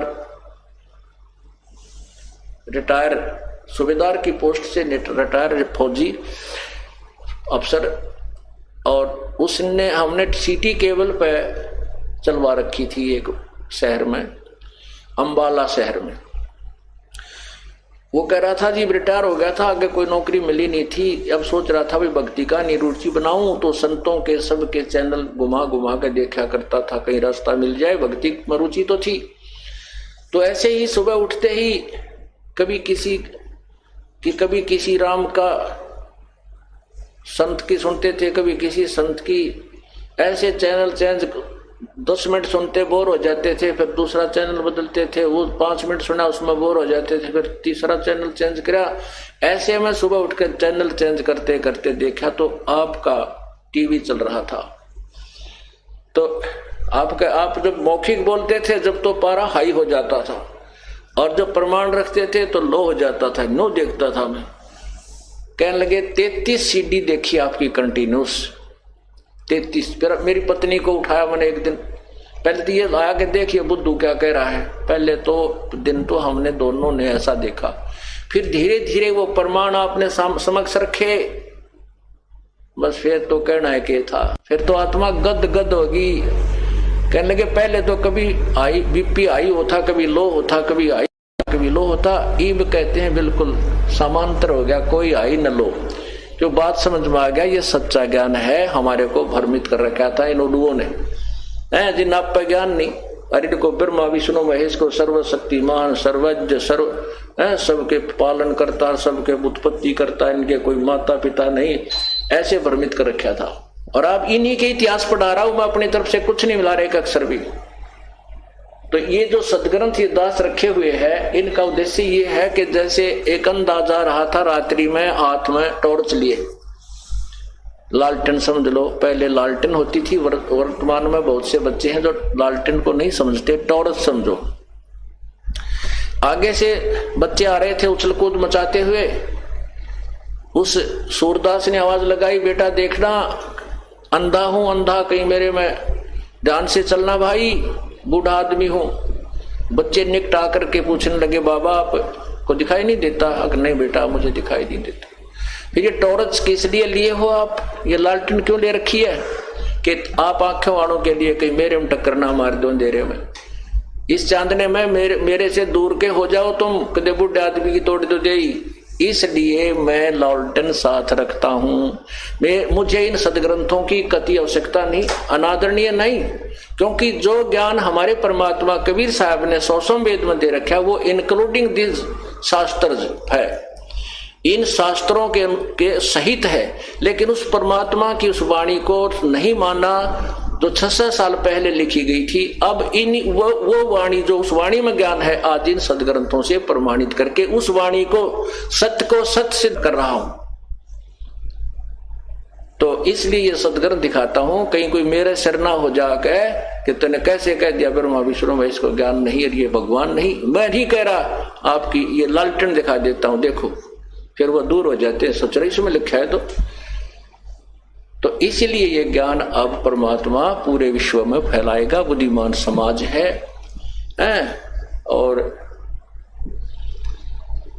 हमारे को भगवान की चाह है, परमात्मा मिल रहा है, परमात्मा का मार्ग मिल रहा है, उसकी विधि मिल रही है, फिर अब पीछे क्यों रहेंगे हम?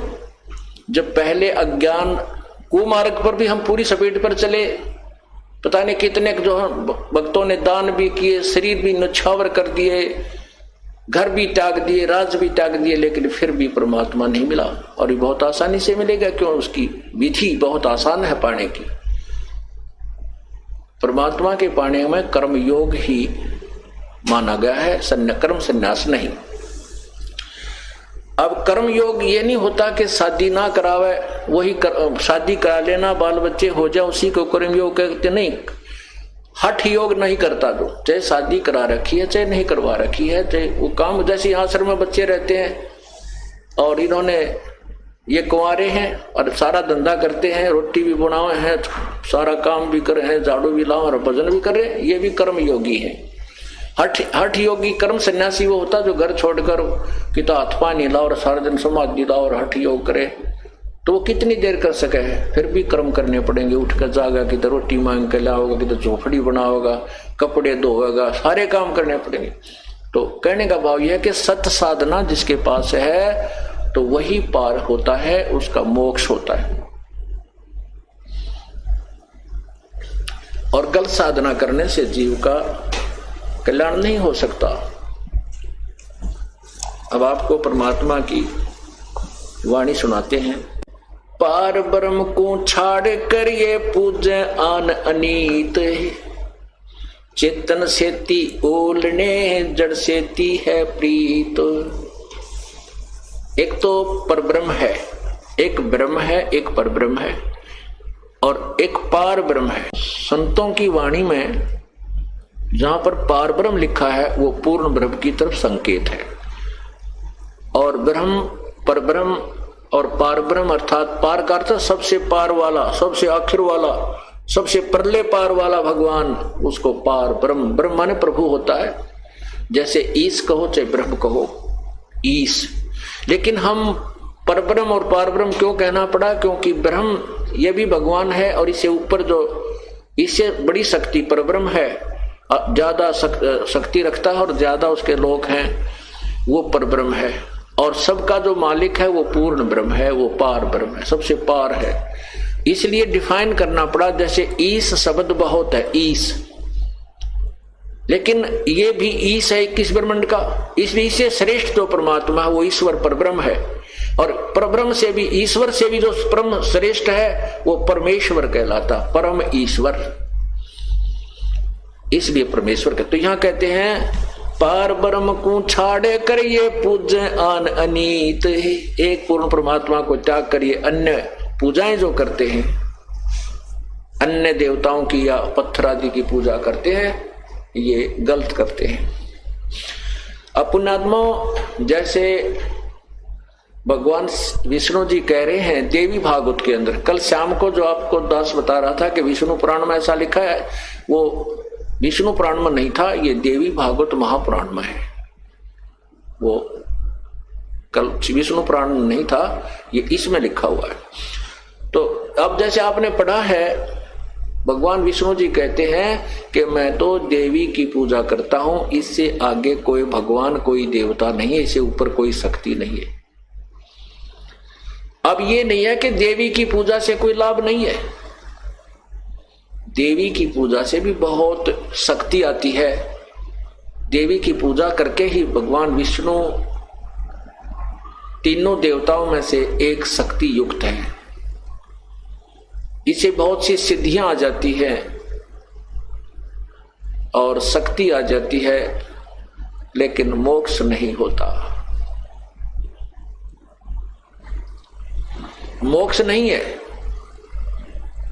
तो यहां क्या बताते हैं कि पार ब्रह्म को छाड़े करिए पूज्य आन अनीत, चेतन सेती ओलने फिर जड़ सेती है प्रीत।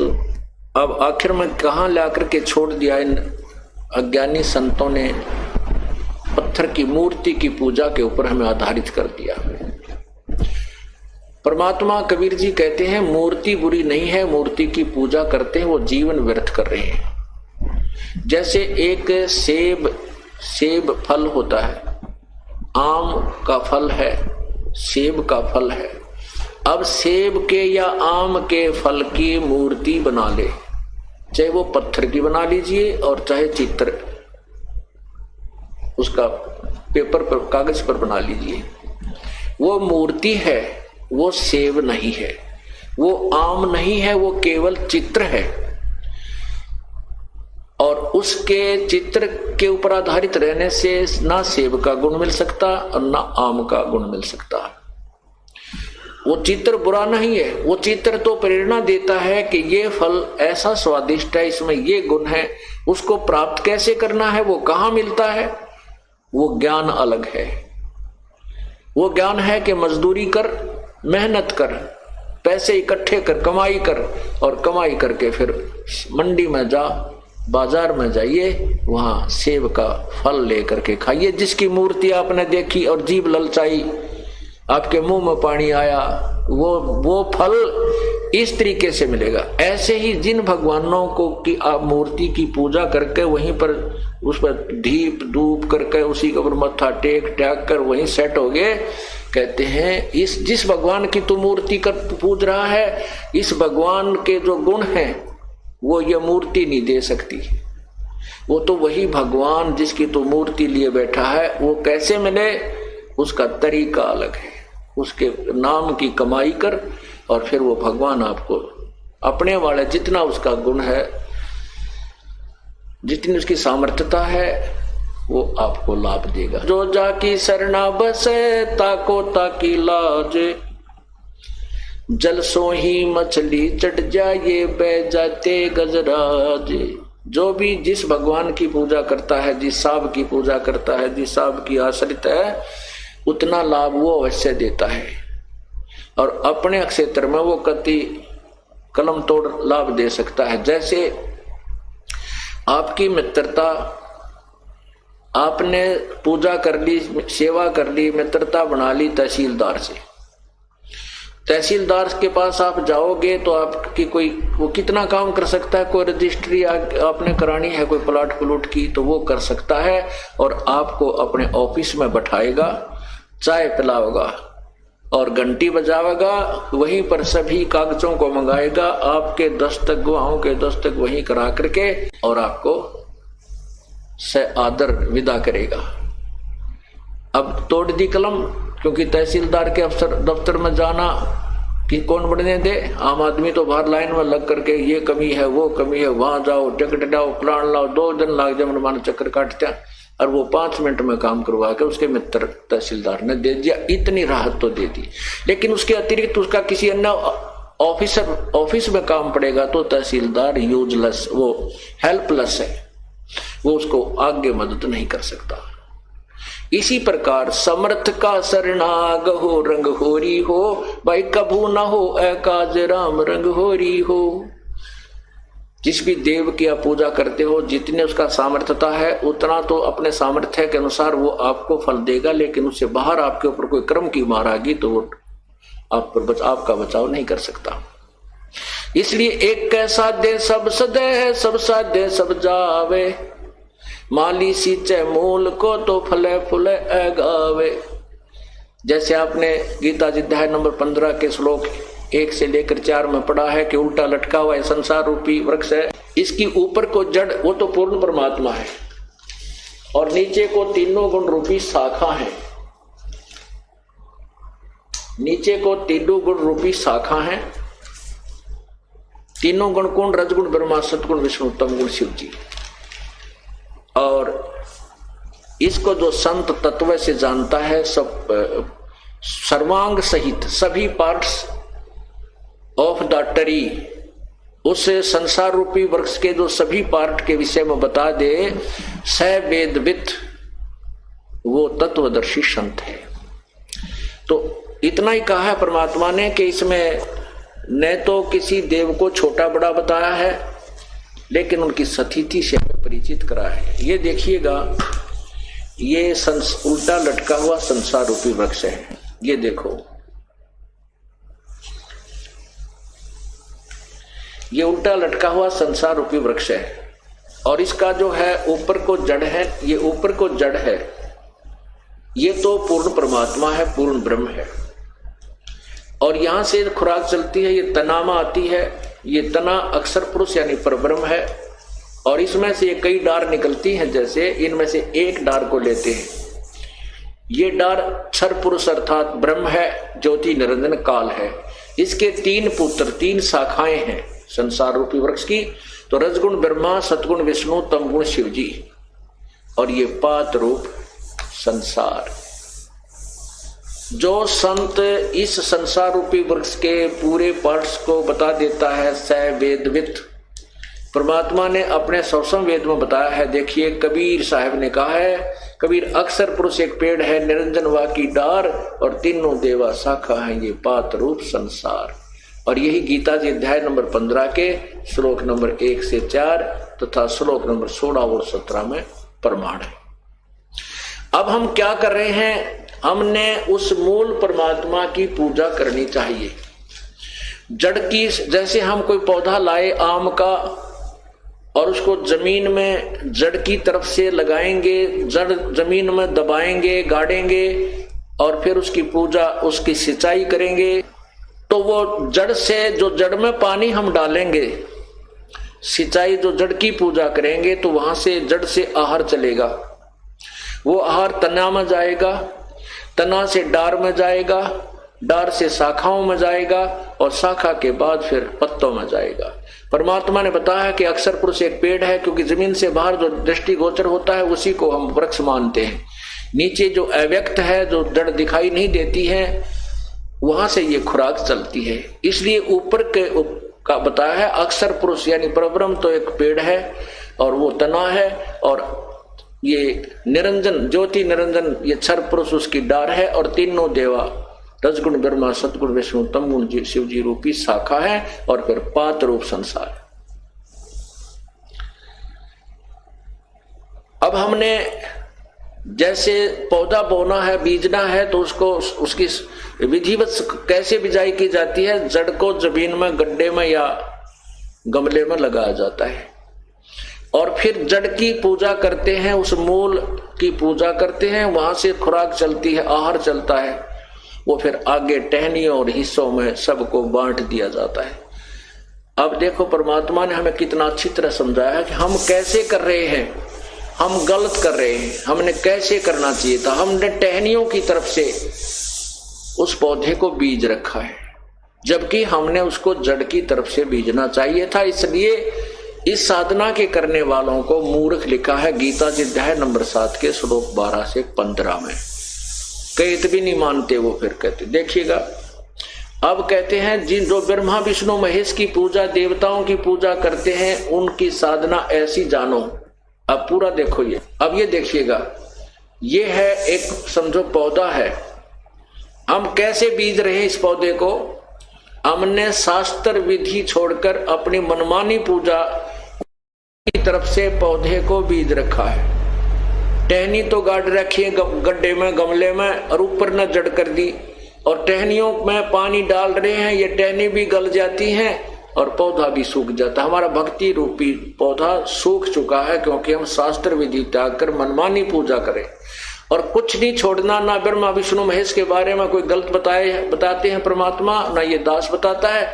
केवल इस पौधे को, भक्ति रूपी पौधे को ऐसे बीजने की प्रार्थना करते हैं। ये देखिए, ये पौधा है, ये जड़ है, ये देखिएगा, ये पौधा जड़ जमीन में लगा रखी है। इसकी पूजा की जाए, सिंचाई की जाए तो यहां से खुराक चलेगी, यहां चलेगी, ब्रह्मा विष्णु महेश तीनों शाखा में जाएगी। हम तो यहां पर हैं, तो इन ब्रह्मा विष्णु महेश से ही हमें मिलेगी, क्योंकि ये इस संसार रूपी वृक्ष के अंग हैं और वो इंपॉर्टेंट अंग है कि हमें इन्हीं से लाभ होगा। इसलिए इनको तोड़ देना या काट कर अलग कर देने के लिए सलाह नहीं दी जा सकती। अर्थात हम ब्रह्मा विष्णु महेश से अलग करने के लिए आपको कभी नहीं कहते, लेकिन आपने जो साधना गलत कर रखी है वही बताते हैं। अब हम इस परमात्मा की पूजा करेंगे तो यही से खुराक हमारा कर्म बनेगा, और हमारा जो कर्म होगा वो ब्रह्मा विष्णु महेश ही हमें देंगे, और कोई हमें नहीं दे सकता। और ब्रह्मा विष्णु महेश हमारा केवल वर्कडन ही देंगे, उसमें कम और ज्यादा, न्यून अधिक नहीं कर सकते, इनके पास कोई पावर नहीं है। अब देखिएगा, परमात्मा कहते हैं एक कैसा दे सब सदे, एक कैसा दे सब सदे, सब साधे सब जावे। सब साधे, ये हम सब साधन लगे, माता भी, मसाणी भी, भूत भी, पितर भी, गुड़गम वाली भी, फलाने वाली भी, गंगा जी वाली भी, फलाने, सब साधन लगे और सब गई, कोई काम नहीं आई। सब साधे सब जावे, माली सिंचे मूल को, फले फूले ए गाए। यही प्रमाण गीता जी के अध्याय नंबर 3, 10 से 15 में स्पष्ट किया है। देखिएगा, आपको कितना निर्णायक ज्ञान अपने सदग्रंथों का बताते हैं। ये देखिएगा, ये है श्रीमद् भगवत गीता, और इसके अध्याय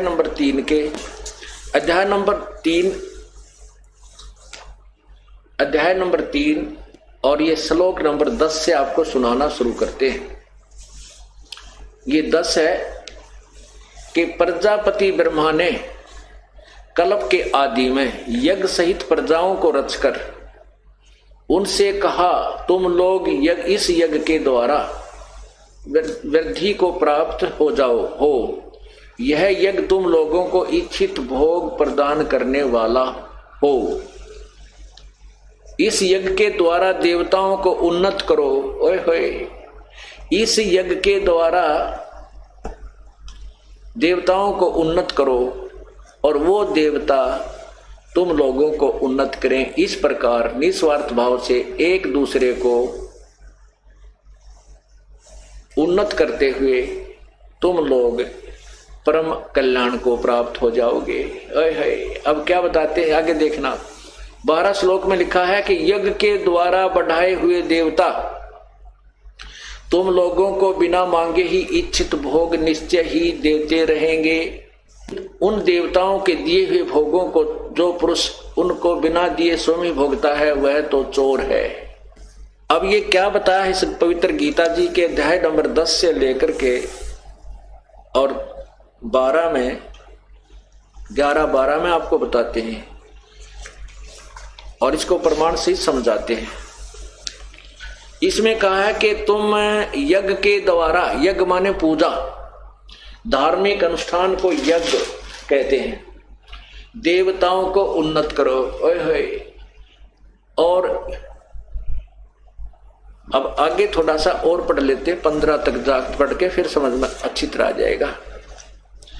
अब 13 में देखिएगा, अध्याय नंबर 13, इसका अनुवाद देखिए। यज्ञ से बचे हुए अन्न को खाने वाले श्रेष्ठ पुरुष सब पापों से मुक्त हो जाते हैं, और जो पापी लोग अपना शरीर पोषण करने के लिए ही अन्न पकाते हैं वे तो पाप को ही खाते हैं। क्या भावार्थ है कि जैसे परमात्मा ने आपके पूर्व जन्म में किए हुए पुण्यों के आधार पर धन दिया है, आपको जो आपका रोजगार दिया है, उसमें से यदि आप धार्मिक अनुष्ठानों पर नहीं लगाते विधिवत पूर्ण संत के माध्यम से, क्योंकि गुरु बिन माला फेरते गुरु बिन देते दान, गुरु बिन दोनों निष्फल हैं चाहे पूछो वेद पुराण, तो भी वो आपकी साधना व्यर्थ है। तो यहाँ पर शास्त्र अनुकूल साधना करने के लिए निर्देश और वो बताए जा रहे। तो जो उस धन में से परमात्मा के नाम पर पूजा अर्थात पूर्ण परमात्मा की साधना नहीं करते, उसके पूर्ण गुरु बना करके साधना नहीं करते, यज्ञ नहीं करते, तो वो अपना जीवन व्यर्थ कर रहे हैं। कहते हैं इस धार्मिक अनुष्ठान के द्वारा, क्योंकि मूल की सिंचाई करने से, पूर्ण परमात्मा की भक्ति करने से जो हम यज्ञ साधनाएं करते हैं, उनसे ये देवता उन्नत होते हैं। ये तीनों देवता रूपी शाखा टहनियां ये प्रफुल्लित होती हैं और उन्नत हुए देवता फिर तुम्हें उन्नत करते हैं। उन टहनियां का फल लगते हैं, उन फलों से फिर आपका गुजारा होता है। अब जैसे हम ये मूल की पूजा करते हैं, तो इससे ये तीनों देवता रजगुण ब्रह्मा, सतगुण विष्णु और तमगुण शिवजी रूपी, ये ब्रह्मा विष्णु शिव रूपी ये देवता उन्नत हुए, यानी ये टहनी बड़ी, पौधा बड़ा हो गया, टहनियां मैच्योर हुई और फिर इन टहनियों ब्रह्मा विष्णु महेश रूपी टहनियां का फल लगे।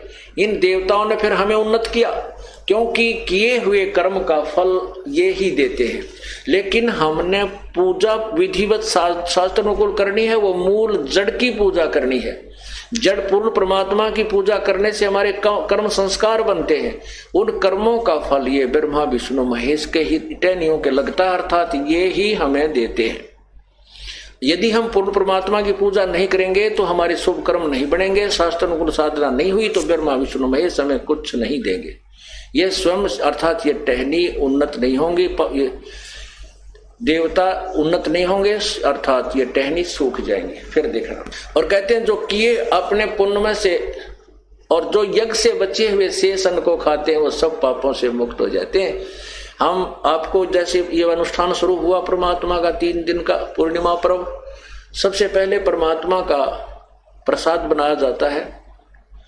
हलवा कढ़ा और रोटी सब्जी जो भी बनती है परमात्मा के निमित्त अलग से रखा जाता है, उसको भोग लगता है। उसके बाद फिर शेष जो बच जाता है भंडार में उसको हम सब खाते हैं। तो ये एक शास्त्र अनुकूल साधना यहाँ की जाती है। इससे हमारी जो हम पापों से मुक्त हो जाते हैं। हम ऐसी साधना करने से उन पापों से बच जाते हैं जो हम परमात्मा की विधि साधना ना करने से पापी कहलाते। जैसे भी लिखा है वो तो पापी अपने पाप को ही खाते हैं जो शास्त्र अनुकूल साधना नहीं करते। अर्थात जो अनुष्ठान किए जाते हैं और ये यज्ञ से बचे हुए शेष अन्न को, क्योंकि पहले भगवान को भोग लगा, बाकी जो भंडार में या यहाँ जो हलवा कढ़ा या सब्जी रोटी बची ये उसके बच्चे खाएंगे। पहले पिताजी ने भोग लगा दिया, उसके बाद बच्चे खाते हैं। तो कहते हैं ये संकेत है कि यज्ञ से बचे हुए अन्न को, ये देखो गीता जी अध्याय नंबर 3 के ये श्लोक नंबर ये 14 ये 13 में कहा कि यज्ञ से बचे हुए अन्न को खाने वाले श्रेष्ठ पुरुष सब पापों से मुक्त हो जाते हैं। जो पापी लोग अपना शरीर पोषण के लिए ही अन्न पकाते हैं वे तो पाप को ही खाते हैं। जो धार्मिक अनुष्ठान विधिवत शास्त्र अनुकूल नहीं करते वो तो पापी आत्मा है। अपना पेट भरने के लिए ही गुटी लाई, दड़ी पक्का खाया और सारी रात फुंकाड़े मारे, सुबह उठते फिर धंधे में जुट गए। कहते हैं वो तो पापी लोग अपना पाप ही खाते हैं।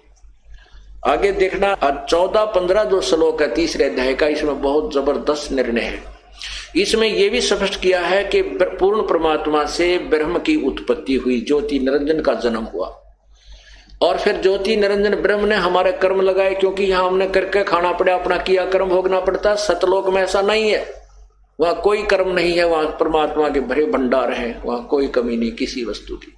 तो यहां आए तो हम कर्मों के बंधन में बंधे, वो प्रमाण दिया है गीता जी अध्याय नंबर 3 के श्लोक 14 और 15 में। देखना ये 14 और 15 यह लिखा है संपूर्ण प्राणी अन्न से उत्पन्न होते हैं। अन्न की उत्पत्ति वृष्टि यानी वर्षा से होती है, वर्षा यज्ञ से होती है, वर्षा यज्ञ से होती है। आप देख रहे हो पुण्यात्माओं, जब से परमात्मा की कृपा हुई है, सतलोक आश्रम बरवाला में ये अनुष्ठान, धार्मिक अनुष्ठान प्रारंभ हुए हैं, उसी दिन से परमात्मा वर्षा कर रहे हैं। और मई और जून जो तपया करते थे उसमें भी परमात्मा ने झड़ी ला रखी थी। और उससे पहले आप देखते हो कि जमीन में ट्यूबवेलों के पानी भी सूख गए थे, इतना पानी चला गया था नीचे। और अब धार्मिक अनुष्ठान फिर पुनः प्रारंभ हुए हैं परमात्मा की। वही प्रमाण गीता जी दे रही है कि सभी प्राणी अन्न से उत्पन्न होते हैं, अन्न वर्षा से होता है और वर्षा यज्ञ अनुष्ठानों से होती है, यज्ञ से होती है। यहाँ 5 यज्ञ चलती हैं। एक यज्ञ धर्म की, यहाँ भरे भंडारे, दिन रात कोई किसी समय आओ आते भोजन तैयार मिलेगा, सदा व्रत है उस परम पिता कबीर परमेश्वर की तरफ से। ये मत समझना कि कोई दान करके ये भंडारा चला सकता है, नहीं। परमात्मा अपने सतलोक से आपके पास भेजता है अपना, तो आपको धन देता है, आपको धनवान बनाता है और आपके 100 प्रकार के कष्टों का निवारण करता है और फिर आप में प्रेरणा करके दान करवाता है ताकि ये बच्चा कुछ पुण्य प्राप्त कर सके। नहीं तो काल भगवान धर्म पर नहीं लगाने दे सकता। कोई बीमारी में, कि तो मुकदमे में, कि तो कोई ले गया, वो दे को नहीं, फिर खेचा तानी, रात न नींद आवनी, ऐसी बयान माटी रखी हमारी। ये तो कबीर परमेश्वर की रजा से ही ये सब दान पुण्य करवाया हो रहा है। तो यहाँ एक यज्ञ है धर्म की, ये धर्म भंडारा दिन रात चलता है। और दूसरी यज्ञ है ध्यान। सतलोक आश्रम में आने के बाद केवल परमात्मा की चर्चा ही चलती है, उसी का ध्यान, उसी की चिंतन बना रहता है। और तीसरी यज्ञ हवन की, यहाँ पर दिन रात अखंड ज्योतें चलती हैं परमात्मा की। और जिस दिन ये 3 दिन समागम चलता है तो इसमें प्रत्येक भक्त की जिसका भी वो पाठ होता है अखंड, एक ज्योति अलग से चलाई जाती है। जैसे 100 पाठ हैं तो 100 ज्योत चलेंगी, 200 पाठ हैं तो 200 ज्योतों का चलती है। एक ज्योति में 3 दिन लगभग 1 किलो घी हवन हो जाता है। अब आप देख लो, जहाँ 100 पाठ हैं, 200 पाठ हैं तो कितना क्या किलो घी यहाँ पर हवन हो जाता है। तो ये हवन यज्ञ भी चलता है। तीसरी यज्ञ हवन की, चौथी यज्ञ प्रणाम। फिर यहाँ परमात्मा को हम प्रणाम करते हैं, ये भी एक यज्ञ के तुल्य है। और 5वीं यज्ञ ये तत्व ज्ञान का प्रचार, 5वीं यज्ञ ज्ञान की है। ये भी 5 यज्ञ यहाँ चल रही होती है। इसलिए परमात्मा यहाँ वाणी में कह रहा है, देखिएगा गीता जी अध्याय नंबर 3 के और श्लोक नंबर 14 और 15 में स्टार्ट है 14 का। संपूर्ण प्राणी प्रसन्न अन्न से उत्पन्न होते हैं, अन्न की उत्पत्ति वृष्टि से होती है, वृष्टि यज्ञ से, वर्षा यज्ञ से होती है। और देखना, यज्ञ विहित कर्मों से उत्पन्न होने वाले हैं, यानी विहित माने शास्त्र अनुकूल साधनों से, जो शास्त्र अनुकूल विधि से, शास्त्र अनुकूल साधना जो की जाती है वही कर्म काउंटिंग में होते हैं, अन्यथा नहीं। वही धार्मिक कर्म सही माने जाते हैं जो शास्त्र अनुकूल, यानी विहित माने शास्त्र अनुकूल जो कर्म होते हैं वही मान्य होते हैं। ये देखना, यज्ञ कर्म सम उद्भव है, विहित कर्मों से उत्पन्न होने वाला है। और कर्म समुदाय को, यहां देखो इन्होंने कितनी गलती कर रखी है, ब्रह्मो उद्भवम, वेद से उत्पन्न लिख दिया। कर्मों को नो कहे वेद से उत्पन्न, नहीं, ये ब्रह्म है। और ब्रह्म से उद्भवम, यानी ये कर्म जो हमने यहां करने पड़े ये काल से उत्पन्न हुए। इस काल के लोक में आए, ब्रह्म के लोक में आए तो हमने कर्म करने पड़े, नहीं तो अपने सतलोक में हम बिना किए भगवान दिया करता था। अब ये देखो, इन्होंने ब्रह्म का अर्थ वेद कर दिया। तेरा गजब, वेद माने यहां लिखना था ब्रह्म। ये ज्योति निरंजन किसे, अक्षरम उद्भवम, अविनाशी परमात्मा से उत्पन्न हुआ जान। ब्रह्म, ये जो ब्रह्म है, ये ब्रह्म यानी ज्योति निरंजन को आप अक्षर माने अविनाशी परमात्मा। अविनाशी परमात्मा कौन है? 15वें अध्याय के देखो, जैसे एक मिट्टी का प्याला, चीनी का सफेद कप होता चाय पीने का, और उसकी तुलना में स्टील का प्याला होता है, वो उसकी तुलना में स्टील का प्याला भी अक्सर कहलाता अविनाशी है, लेकिन वो भी अविनाशी नहीं है। जैसे गीता जी अध्याय नंबर 15 के श्लोक 16 में कहा है, क्षर पुरुष और अक्षर पुरुष, ये दो, तुम इस परब्रह्म को अक्षर पुरुष मान बैठे हो, बस इस ब्रह्म की तुलना में अक्षर पुरुष वास्तव में अविनाशी नजर आता है, पर वास्तव में अविनाशी नहीं है। जैसे आपको कल परब्रह्म की आयु बताई थी, कैसे थी कि जैसे एक ब्रह्मा की आयु थी, बताई है आपको कि 1000 चतुर्युग, एक युग चतुर्युग में सतयुग, त्रेता, द्वापर, कलयुग, अर्थात चारों युगों की कुल वर्षों की जो काउंटिंग है 43,20,000 एक चतुर्युग की, 1008 चतुर्युग, उसको हम 1000 मानकर चला करते हैं। 1000 चतुर्युग का दिन ब्रह्मा का, इतनी रात, 30 दिन रात का महीना और 12 महीने का एक वर्ष, और 100 वर्ष की आयु ब्रह्मा जी की, और ब्रह्मा से 7 गुणी विष्णु की, विष्णु जी से 7 गुणी श्री शिव जी की, और ऐसे ऐसे 70,000 शिव जी मर जाते हैं तब एक ब्रह्म की मृत्यु होती है, और वो परब्रह्म का एक युग होता है। परब्रह्म का एक युग उस जिसको अक्षर पुरुष कहा है गीता जी के अध्याय नंबर 15 के श्लोक 16 में, उस अक्षर पुरुष यानी परब्रह्म का एक युग हो गया। ऐसे 1000 युग की परब्रह्म की रात, इतना ही दिन, 30 दिन रात का महीना, 12 महीने का वर्ष और 100 वर्ष की परब्रह्म की आयु, और फिर भी मृत्यु। इसलिए ये अविनाशी तो नजर आवे है, लेकिन अविनाशी वास्तव नहीं। इसलिए 15वें अध्याय के 17वें श्लोक में कहा है कि परमात्मा उत्तम पुरुषत्व अन्य, इन दोनों से कोई और ही है वो श्रेष्ठ भगवान, उसी को परमात्मा कहा जाता है, और वही तीनों लोकों में प्रवेश करके सबका धारण पोषण करता, वही अविनाशी प्रभु है। तो यहाँ उस अक्षर यानी अविनाशी, अक्षर का अर्थ अविनाशी होता है, तो यहाँ उस अक्षर की तरफ संकेत है, ना कि यहाँ पर ब्रह्म की तरफ, क्योंकि ये कोड वर्ड और पीएचडी इसी को कहते हैं कि अब सियाने हो जाओगे तो वैसे समझने लग जाओगे। इसलिए यहाँ गीता जी में कोड वर्ड ज्यादा है, क्योंकि चारों वेदों का सारांश है ये। अब देखो, वेद यहाँ लिखा कि ब्रह्म से उत्पन्न हुए थे ये कर्म, जो हमने यहाँ ये क्रियाएं करनी पड़ेंगी हमने। जैसे हम ब्रह्म के लोक में आगे हैं तो हमने यहाँ क्रिया करनी पड़ेंगी, ये 500 यज्ञ भी करने पड़ेंगे, धार्मिक अनुष्ठान भी करने होंगे, तभी हम यहाँ से निकलेंगे और हमारा गुजारा होगा। तो हम ये कर्म इस ब्रह्म ने हमारे लगाए, हम ये ब्रह्म से उत्पन्न हुए, यहाँ आए तो ये कर्म हमने करने पड़े और करने पड़ेंगे। फिर कहते ब्रह्म की उत्पत्ति कहाँ से हुई? ये उस अविनाशी परमात्मा सतपुरुष कबीर परमात्मा से हुई। यहाँ देखना, और ब्रह्म को यहाँ ब्रह्म वेद के स्थान में ब्रह्म मानो, ब्रह्म को अविनाशी परमात्मा से उत्पन्न हुआ जान, इससे सिद्ध होता है कि वो सर्वगतम ब्रह्म, सर्वव्यापी परमात्मा वासुदेव, सर्वगतम ब्रह्म माने सर्वव्यापी वो वासुदेव परमात्मा, जिसको गीता जी अध्याय नंबर 7 के श्लोक 19 में कहा है कि बहु नाम जन्मानाम अंते ज्ञानवान माम प्रपद्ये। गीता ज्ञान दाता कहता है कि बहुत बहुत जन्मों के अंत के किसी जन्म में ये ज्ञानी लोग मुझे मेरा ब्रह्म तक की साधना करते हैं, नहीं तो नीचे के देवी देवता माता मसाणियों मुझे रहते हैं। और वासुदेव सर्वमिति स महात्मा सुदुर्लभ, जो सर्वगतम ब्रह्म के बारे में बताने वाला है, उस वासुदेव के बारे में बताने वाला है, सर्वशक्तिमान परमात्मा के विषय में क्या जानकारी देता है कि वही पूजा के योग्य है, वही सर्व का सृष्टि रचनहार है, वही अविनाशी है, उसी की पूजा से मोक्ष होगा। ऐसा महात्मा तो बड़ी मुश्किल से मिलेगा।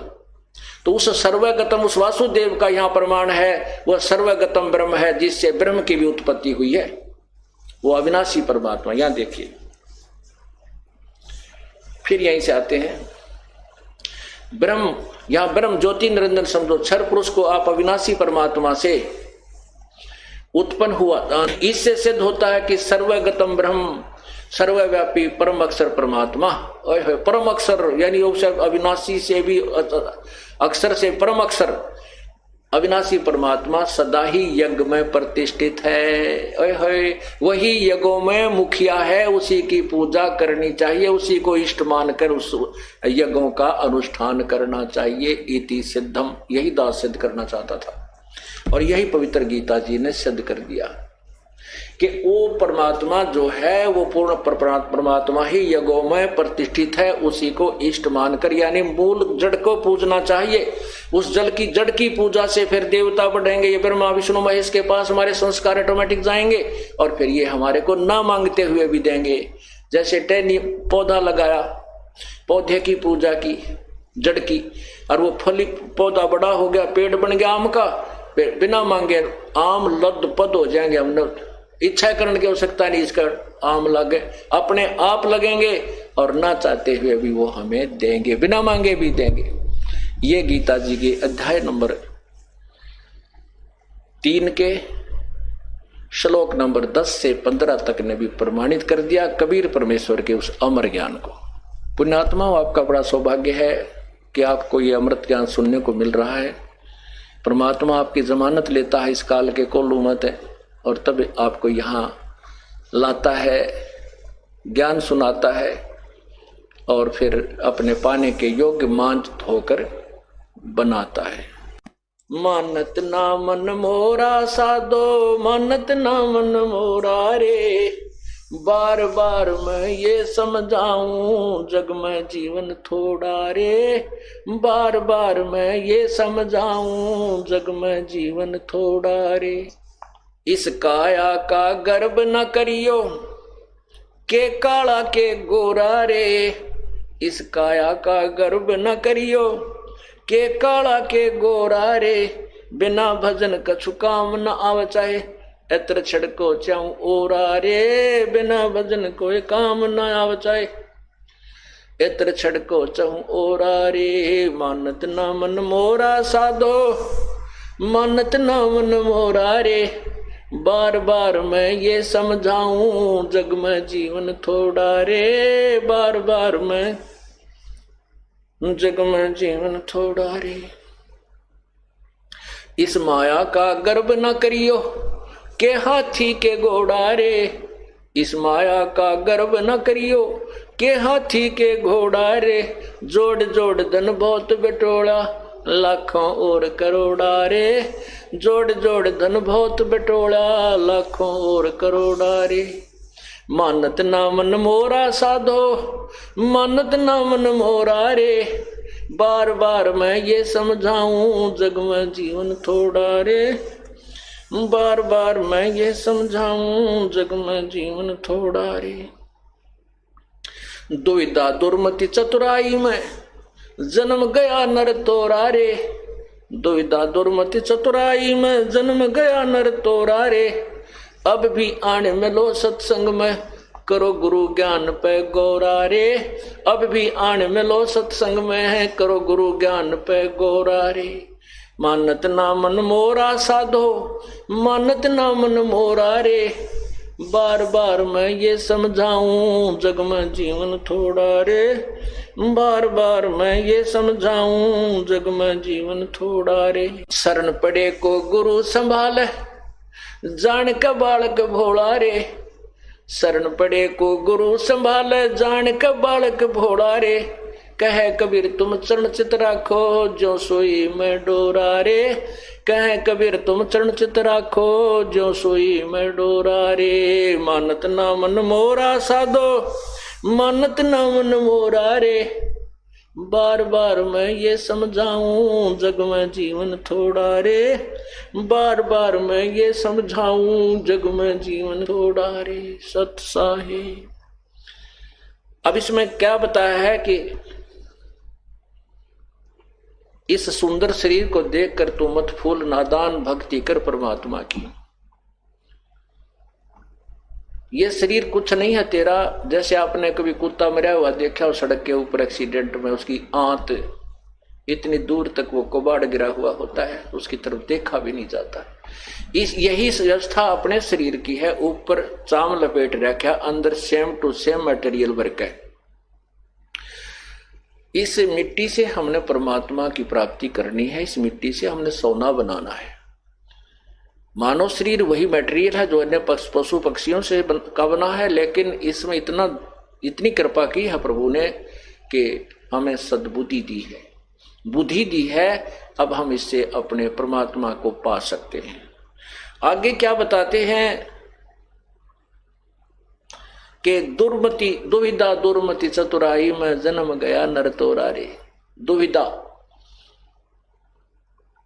और दुर्मति, दुविधा यूं है वे पता नहीं ये पूजा हम करते थे कहीं इनको छोड़ दें और दूसरी करने लग जाएं, वो देवता इतना दुखी कर दें। वो तो दुखी करेंगे क्योंकि वो तो सुख देने वाले हैं नहीं, वो आप पे दुखी सारे, कल आपको बताया था। और ये परमात्मा ये सुख देगा, ये दुख देता ही नहीं, इसलिए ये दुर्मति तो हटा दो परमात्मा। और सभी सदग्रंथ गवा दे रहे हैं, साक्षी है इस बात के एक ही परमात्मा है जिसकी पूजा करनी चाहिए।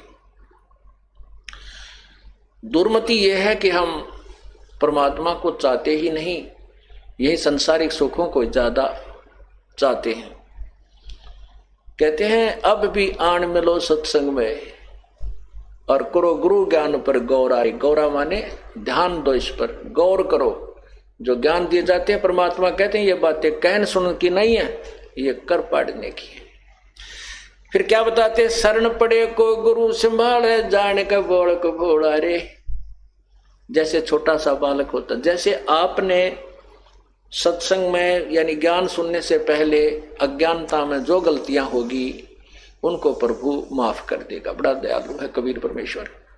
वो ऐसे मानता है परमात्मा जैसे छोटा सा बच्चा 8-7 महीने का और 2-4 महीने का जो अपना चारपाई यानी झूले पर लटका रहता है, पालने में सोता रहता है, और फिर वो टट्टी पेशाब कर देता है। टट्टी पेशाब करके फिर अपने सारे कपड़े हाथ पा मार के उसको गीले लगते हैं, सर्दियों में ठंड लगती है, फिर वो रोने लगता है, भूखा भी हो जाता है। तब माँ आती है और वो समझ जाती है बच्चा क्यों रोया, भूखा हो गया होगा। जाके उठाती है तो उसने टट्टी और पेशाब करके सारे कपड़े भी खराब कर रखे होते हैं। तो माता जी को कोई क्रोध नहीं आता, गुस्सा नहीं करती। माँ को पता है कि इस बालक को ज्ञान नहीं, अनजान बच्चा है, तो उस बच्चे को, बेटा या बेटी को उठाती है और उसके सारे मल को साफ करती है, कपड़े धो के सुखा देती है, दूसरे कपड़े पहनाती है, फिर प्यार करती है, सीने से लगाती है, चूमती है, दूध पियाती है और लाड करती है। ऐसे ही कहते हैं शरण पड़े को गुरु संभाले जान का बालक भोला रे। जैसे आपने पहले जो गलतियां कर दी वो तो आपने उस बालक की तरह कर दी, और करके उन गलतियों के कर्म दंडों में फंस गए, अब रोने लग गए बुरी तरह, हाय मर गए, हाय मर गए, हमारे नो क्यों हो गया, ऐसा क्यों हो गया। तो कहते हैं फिर वो परमात्मा यानी गुरु संत, उस परमात्मा का दास जो भेजा हुआ है आपको, वो फिर सत्संग रूपी ज्ञान से मांझ धो करके सीने से लगा लेता है, आपको परमात्मा के मिलने योग्य बना देता है, आपकी भक्ति करवाता है। आपका कितना कर्तव्य है कि कहे कबीर तुम चरण चित रखो जो सुई में डोरा रे। जैसे सुई में धागा डाल दिया जाता है वो उससे दूर नहीं हो सकता, साथ ही लटकता रहता है। तो आपने अपने गुरुदेव के चरणों में इतनी दृढ़ता से विश्वास दृढ़ करना पड़ेगा कि डगमग नहीं होना, फिर देखना परमात्मा के कमाल। सत साहिब।